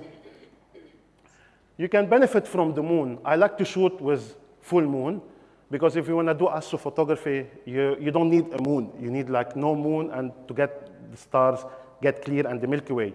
But I like to use the full moon and use it as a source of light, same as the sunrise or sunset. But also you have to check where the moon is rising, because also the light is strong, so you want to compose according to the direction. And also eclipse and occasions, I don't know, every 5 minutes, the last eclipse in history. So I'm not a big fan of eclipse. Type of light in landscape photography. So what kind of type of light we have?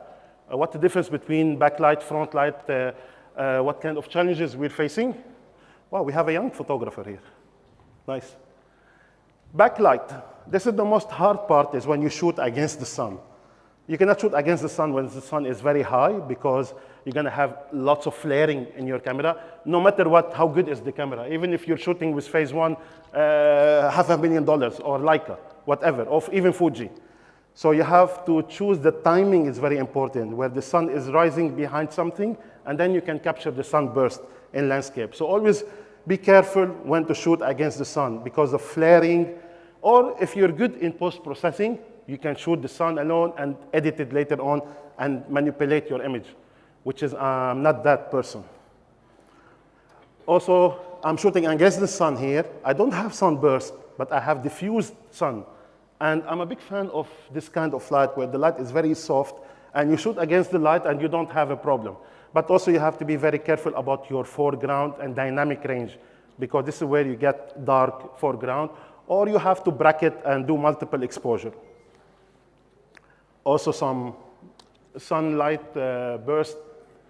You see, always when the sun is behind something, and you set your aperture to f16, you close it.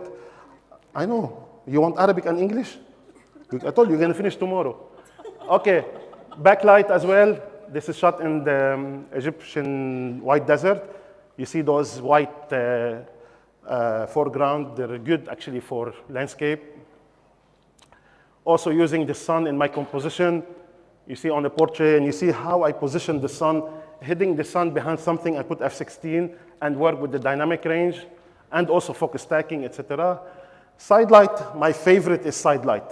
Side light, left to right. This is my favorite light because I can control my image easily. This is some example where the light is hitting from one side, so you don't have a problem. Spotlight is when the sun is hitting only one part, maybe because the sun is behind the cloud or something. They call it spotlight photography. This is a spotlight also. Flat and overcast. Some people, they look at the sky and they say the sky is gray, is ugly. But in fact, it's amazing for black and white photography. So you can create nice images in flat and overcast. These images shot during forecast, so you can go to black and white. Don't stick only to colors if the weather is not helping you. So you can do in post-processing, different technique. A human-made light, this is a car passing through the nature, so it's a long exposure. Understanding colors, I'm not gonna, because we don't have time, I'm not gonna go through. We still have 120 slides, almost. So you have to understand colors, what colors are matching. There's something called the color wheel, the way you compose, the way you choose your colors. And I see girls, they succeed more than boys in that, in photography, because they know how to choose, how to dress, how to choose the colors. For us guys, we simply wear anything. So it's a plus thing for girls. This is also the color wheel, the way we choose the colors. Imagine here, if I have red sky, it's not gonna be a nice shot, but because I'm using some yellow sky with the blue metallic, look nice. Also the colors here, the magenta and the blue. Also here you have the golden grass on the black. If the grass here were green, it might look nice, but because the colors are matching between the brown and the black and the yellow. So this is by experience, you will know. Technical approach, of course, you need to understand first the exposure triangle. I don't shoot 2.8 because I'm not shooting portrait.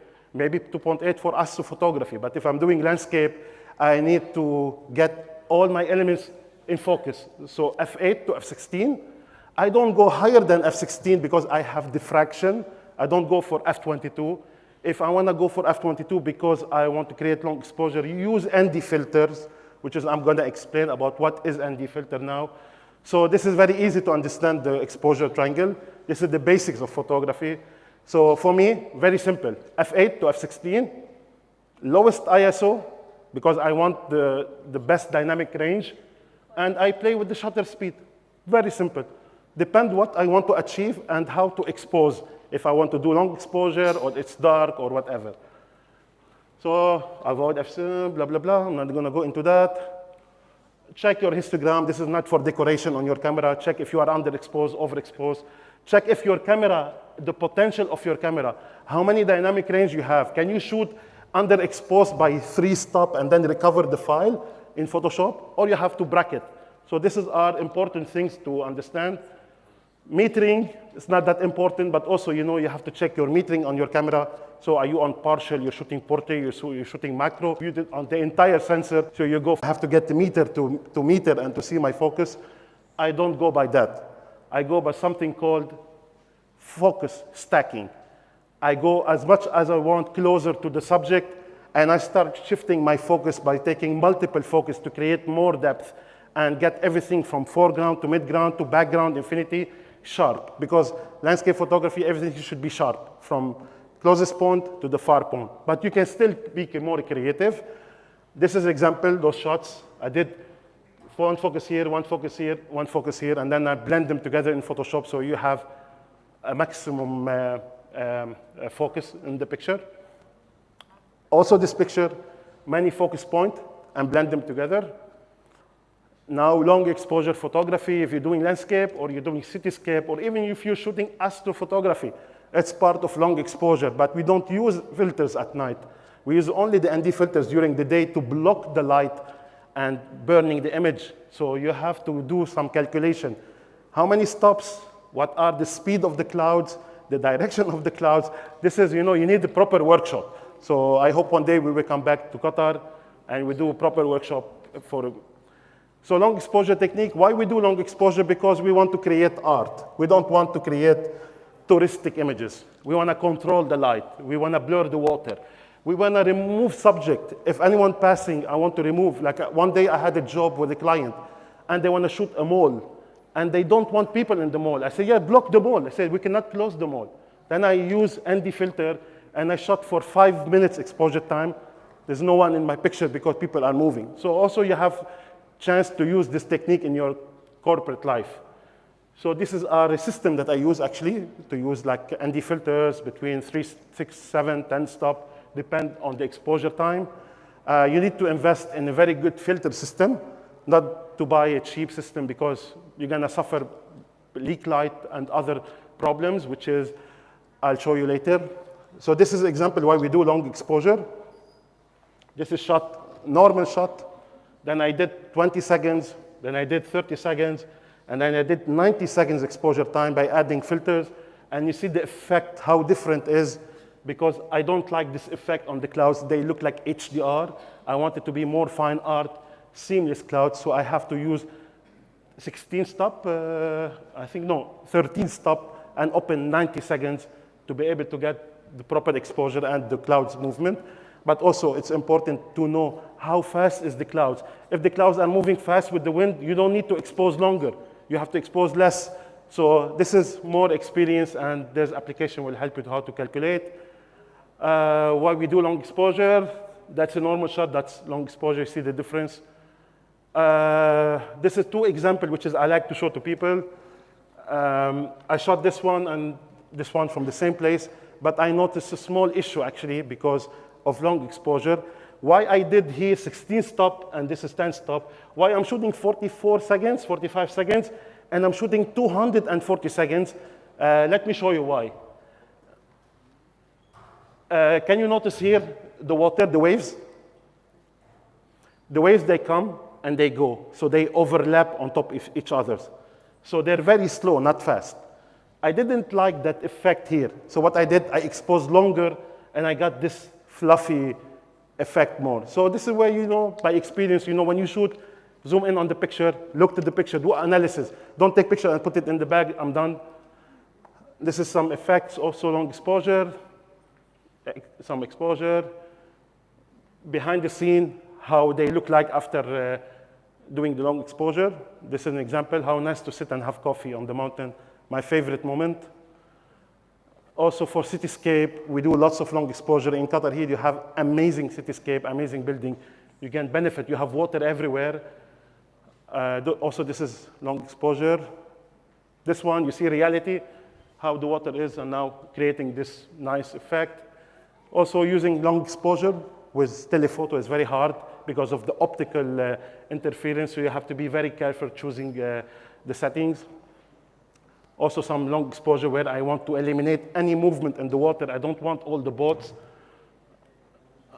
Also, this is shot for a client in Jumeirah, and then you have to study when the tide is low and high. There is application will help you how to set your timing for the tide. If the tide is very high, I'm not gonna be able to stand here. If you notice the water is reaching that level. So I check the application. I don't go randomly surprise the client. So also long exposure, 2 seconds exposure time sometimes to create this effect, also long exposure. Okay, again, astrophotography long exposure. Architectural long exposure. More images from Dubai. You see the difference here between the reality and the fog. Even when we shoot lightning and stuff, we go long exposure because you open your shutter, but you have to be very careful because of your safety. You have to buy a certain device where let the camera trigger without you being close to your tripod.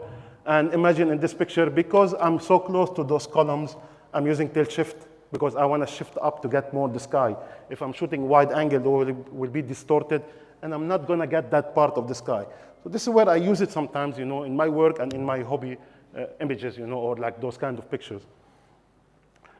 Always remember f8 to f11 or f16, avoid f22, lowest ISO, use filters. I'm not going to go into all that. Show you some aerial photography. This is my work, you know, as aerial photography, mainly for landscape. So this is me in the shopper. I love this feeling when you are in the shopper shooting. I'm a certified drone operator.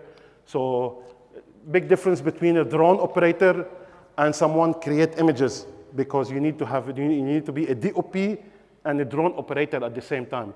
So you can be a DOP without having a drone operator license, and someone else can fly, and you can control the gimbal only to take the picture. So think about it. This is some aerial images. These are also some aerial images. Aerial from Iceland, getting more into details and canyons and stuff. If you notice here, the way I compose, even by doing aerial photography, I know how to compose same as the ground, because I use the golden light. I frame and I leave the subject off center, and I know how to frame and get those lights because I implement the same technique, which is in drone. These are some such shots in Tuscany as well. You see off center, in the middle, use the shadows. So many ideas. These are some also close-up beauty shots shot from helicopter in Namibia. Also Namibian desert. Also the Namibian desert, aerial images. Desert aerial images. I love the desert. Rules of composition, how many composition we have. So use the rules of third. Learn about the rule of third, you know, try to always keep foreground balance between the sky. So if you see here, I have like 20% and 80%, and I do focus stacking and I do long exposure. So I implement all the technique that I talk about in all those images. Think about foreground, guys. Always think about your foreground. Don't look only to the horizon. Don't look to the beautiful sky. I don't care about beautiful sky. Strong subject, also, again, choose your subject, study your subject. Work with leading lines. Leading lines in landscape photography, especially when you go low and you use all those elements and balance your shutter, you know, for 1 second when the waves is coming back to the ocean to create this nice effect and get those lines. Check patterns and details in your foreground. This is shot in the Red Sea in Jordan. Check the sky. It's just maybe 90% foreground and a little bit more sky. But here where I want people to look for those details. So this is where I start focusing and do focus stacking, because I'm so close to my subject. So I cannot implement the hyperfocal distance. I have to stack several images together. Break the rules. I always tell people, if you're shooting a tree, it's nice to put it off center. But sometimes off center, you can break the rule. If this tree, I shoot it off center, is gonna be behind the mountain. But I kept the tree in that part where the clouds is coming behind. So you have to be more creative. Don't get stuck only to one style. Break the rule in your life. You have to break the rule as a photographer. Not the safety rule, the photography rule. Because people, they misunderstand that, and I don't want anyone to go into trouble. Negative space, use negative space in your composition. Off-center, I love this kind of composition. Storytelling. Reflection, I love reflection. You find reflection everywhere. If there is tomorrow rain here, you can get the entire city on a small part of water, you know, in the street. But reflection is my weak point. For this picture, yes, it works off-center. So it's more balanced. Low-key light, I love low-key light. I love, you know, when shooting when the sun is very low, so you can get those dramatic effects. So this one shot in Egypt, and this one shot in Tuscany, Italy. But also I have to check my sun, do focus stacking, go for portrait, and get those images. Shoot against the sun, but I told you before, you have to be very careful. Do not the sun affect your picture. Compose very low. I keep insisting on this one. Compose very low, go lower. When you do landscape photography and you start having pain here, you're doing great. If you don't have pain, you're okay, you're not doing great. So this is where you start putting your effort. Think vertical, always think vertical. Those images, which is one Saudi Arabia, and this is Abu Dhabi, and this is Sharjah. Imagine the type of nature we have, but look for those small details. That's why we look for the ground. Framing, try to frame on different images at the same time by combining the buildings and the balcony or whatever. So just for inspiration. So I shot this many times, but I decided to get the frame of the building. Combine architectural and nature. It's good to combine both together, but you need subject, actually. This is in Namibia and those ghost town famous cities. Add a human to your composition, to your landscape. I'm not a lifestyle or fashion photographer. If I have a beautiful model she wants to take picture, I will put her away 2 miles. And I use her in negative space. So that's my friend, by the way. So I'd like to add a human, but the way you add the human to your composition is important. I like to add myself in the composition as well. I like to take this kind of selfies, not this kind of selfies. So this is very sellable images. So all the tips that I do, I keep shooting myself or my friends or the participants. That's me actually on one of the rooftops. Don't do that, it's a scary place. One of the participants, the way you compose the shutter, the subject off center, and he's standing here with the backlight, the side light. So it becomes like a DNA identity when you do this kind of photography. Use telephoto in landscape photography. This is shot in Germany in one of those bridges. And I like this mood. This is shot in autumn. I like autumn and spring. I hate winter and I hate summer. So autumn and spring are the best time to shoot landscape because of the situation, the colors. Add animals to your composition. I'm not a wildlife photographer, so I don't like to shoot birds. I'm sorry, guys. I hate shooting birds. I like to shoot animals and keep the animals in my composition, like part of the story, and compose the way it's a storytelling. This oryx going on the dunes, following the tourist on top of the dunes, and shoot when he's sitting in the dark side and I'm shooting on the bright. So the way you balance your composition. Also, I don't know what's animals, sometimes they stand and look at me. I don't know why. So this is also shot in Namibia. Shot with telephoto. You don't need to get close to animals. Don't provoke the animals in landscape because you have heavy equipment and tripod. You cannot run if the animal runs after you. Also, the way I keep the sun and shoot the sun behind, you know, it's like I'm shooting mountain or a tree. So off center with nice clouds and backlight. Do some water movement and long exposure. Night art is important also. The way you do night art photography and you do Milky Way or Northern Light. Storytelling. It's very important to tell a story. By the way, this is our last image, our last slide, and after that I will leave you to the questions. And I know no one wants to ask questions, want to leave. And I want to leave, actually. So storytelling. I shot this in Yemen, in Socotra Island, more than 12 years. Yeah, it's very long. No one heard about Socotra Island at that time. I went to the island, and before going to the island, I just want to tell this small story before I end up. Before I went to that island, to Socotra Island, I did research because I couldn't find information.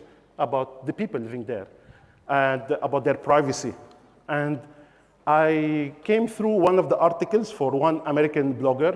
He's activist, human rights, whatever. He went there and he was telling in his post that kids there, they don't like chocolate, they don't like money, they only like to draw, pens, to draw. And this is unbelievable.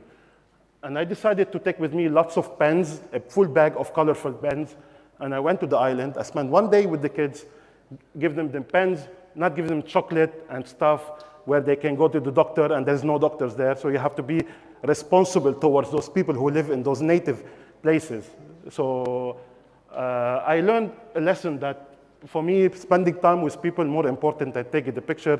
And then we spend the whole day and they start running around the dunes and the white sugar dunes they have there. And I like this story because about, not only the picture, the technical, maybe it's not a great picture, but the way the kids, we spend the day, it was very touching story for me. So I'm now gonna leave you for questions before we close, and there's gift, right? Yeah. Gift or questions first? No, give the gift till the end, questions, because once they take the gift, they will not ask anything. Okay. Give it till the end. La. I learned, I know. Okay, questions. تفضل. أسئلة. Yeah. 2 questions? Oh, so everyone afraid to ask.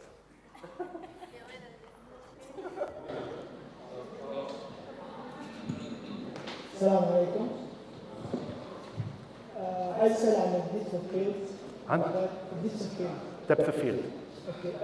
في يعني برامج بتقيس لك الديجيتال فيلد يعني اللاندسكيب ده.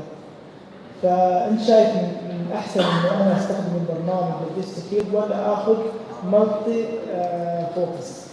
حسب الديستنس من اللانس بتاعتك وحسب الميجرنس وحسب اللي انت عم تصور 35 ولا نص سنسور. مثلا لو باخذ على كل فريم مثلا عدسه 14 بدك تشوف الاشارات تبع العدسه الفوكس تبعها قد ايه كم متر من العدسه للسبجكت اقرب سبجكت.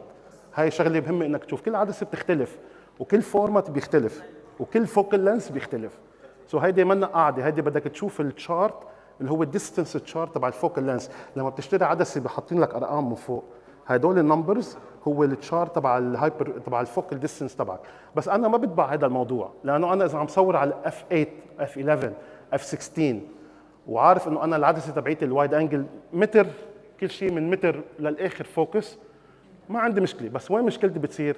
لما اكسر القاعده وقرب كثير على السبجكت، يعني قرب عليك كثير هيك وبدي اعمل فوكس عليك وبدي الفوكس ورا، ما بقى بتبع قاعده الهايبر فوكال ديستنس، بتبع قاعده الفوكس ستاكينج، اخذ مالتيبل فوكس. سو هيدي القاعده بتتغير حسب نوعيه التصوير.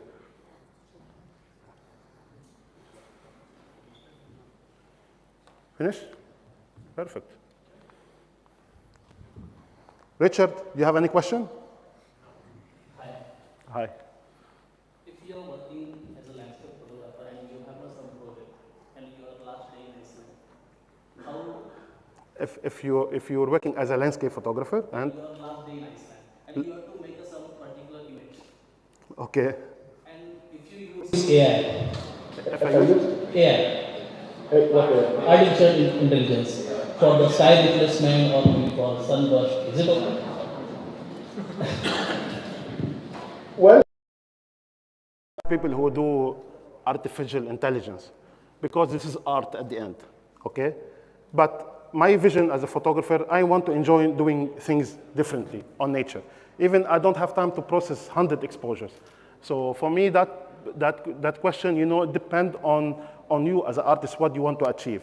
Definitely, you cannot achieve everything like intelligence. You cannot shoot for a client for a building by giving the information. At the end, the client, they need you to shoot. But overall, it's art. I'm not going to criticize the art. If you tell me what you think about maybe a type of painting that I don't like, but it's maybe it's between. It's art and not art, but you know what I mean? It's very hard to judge. I don't want to, maybe some people here, they like intelligent artificial, and they do that. So out of respect, I leave the opinion for myself. And from deep inside, you don't know how angry I am. So I'll keep it for myself, because this is an argument with everyone on social media. So I stay away because they provoke me with the idea of intelligent art. Do you agree that a landscape photographer has to get married to a tripod? The landscape photographer Has to get married to a tripod. somehow, like you can still shoot landscape handheld. You don't need tripod. I've been doing lots of pictures recently, especially from helicopter. I've shot one of the projects in Dubai, and yesterday I had a meeting with some nice Qatari guy here I met. He's a photographer. He do also architectural. And we were talking about the brands and talking about the equipment. And I told him about the benefits of shooting with GFX Fuji. I'm not a salesperson. Don't get me that I'm promoting for Fuji because I'm Fuji. You can do photography with any equipment. You don't need to buy Fuji. You can buy any other brand. But there are things that you cannot achieve in other brands that I see after my experience, that I was shooting with moving helicopter from 3,000, 4,000 feet. The helicopter is shaking with the wind, and I have to slow my shutter handheld 1/2 seconds. So I shot the blue hour handheld. He's asking. Thank you. Thank you. Actually, I think everybody have learned something, right? Did you learn something? Of course, because this is a rich content. But sorry to interrupt you. If anyone has a question, please contact me directly. You can take my WhatsApp or Instagram or You have whatever. his Instagram. He's amazing. He will answer you directly because I tried. Since the first time I tried to contact him, he answered me directly, so you can reach me anytime. Yeah, she contacted me actually. I was climbing one of the mountains in Saudi Arabia. No network. And she wanted a presentation. And I was the middle of. Thank you so much. شكرا.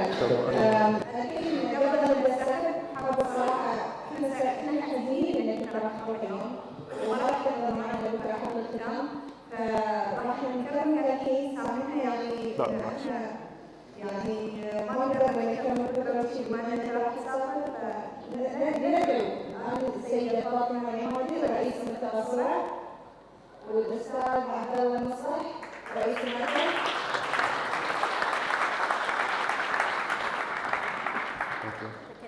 Thank you. ولو عاشور.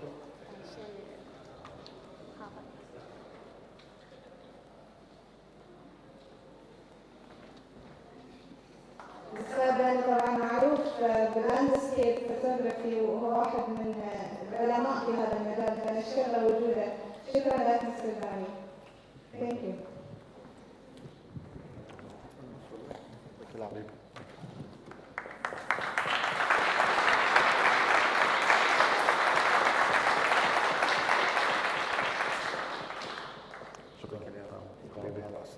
حبيبي. Thank you. Nice. Okay.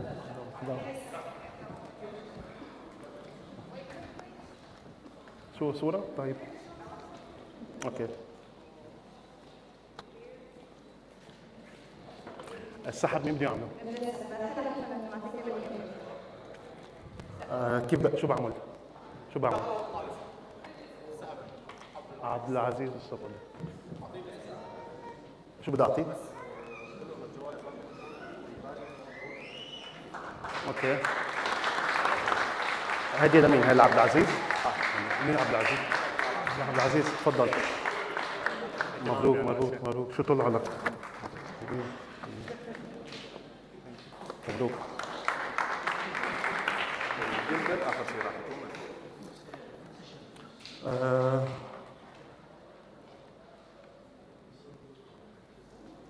Glenn Joel Fortel.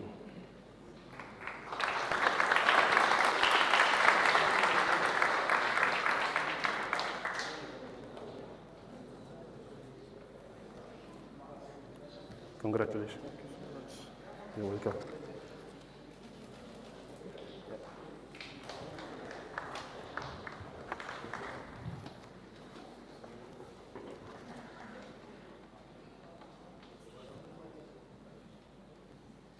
من الجوائز من فون بوث.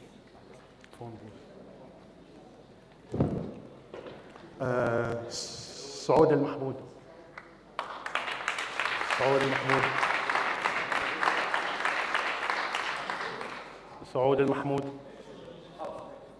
اوكي. كمان هي عمر ابراهيم. عمر، هيدي الجوائز من فون بوث. شرفنا، مبروك. شرفنا.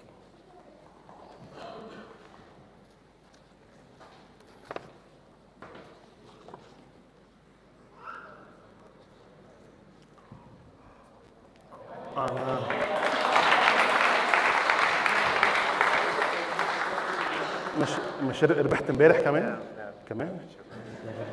مبروك. شكرا، موفق. هاي لإلي. اوكي. هذا من تكنو بلو.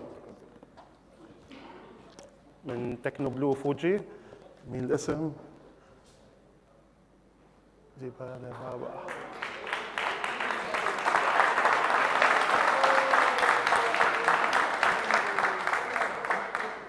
مبروك. Good, congratulations. Get the second gift yesterday as well. Also yesterday? The big gift. Great, big one. Yeah, the big one. Second gift. Whoa. Yeah. You're not allowed next year to attend. مبروك. نشكر شركة فندق على رعايتهم للملتقى وعلى تقديمهم للقضايا الجميلة اللي موجودة معنا. شكرا لكم وشكرا لحضوركم اليوم، ونراكم غدا إن شاء الله الساعة 4 مساء. See you tomorrow again. يعطيك العافية. شو؟ بده يطلع بالعربي يطلع. بدكم تفلوا بكير ايه؟ لا احنا بس مشان الجمهور لانه عم نحكي عربي وانجليزي بتطول. احنا كنا قايلين لهم عربي بس. ما بترجع بالعربي هاي. ايه؟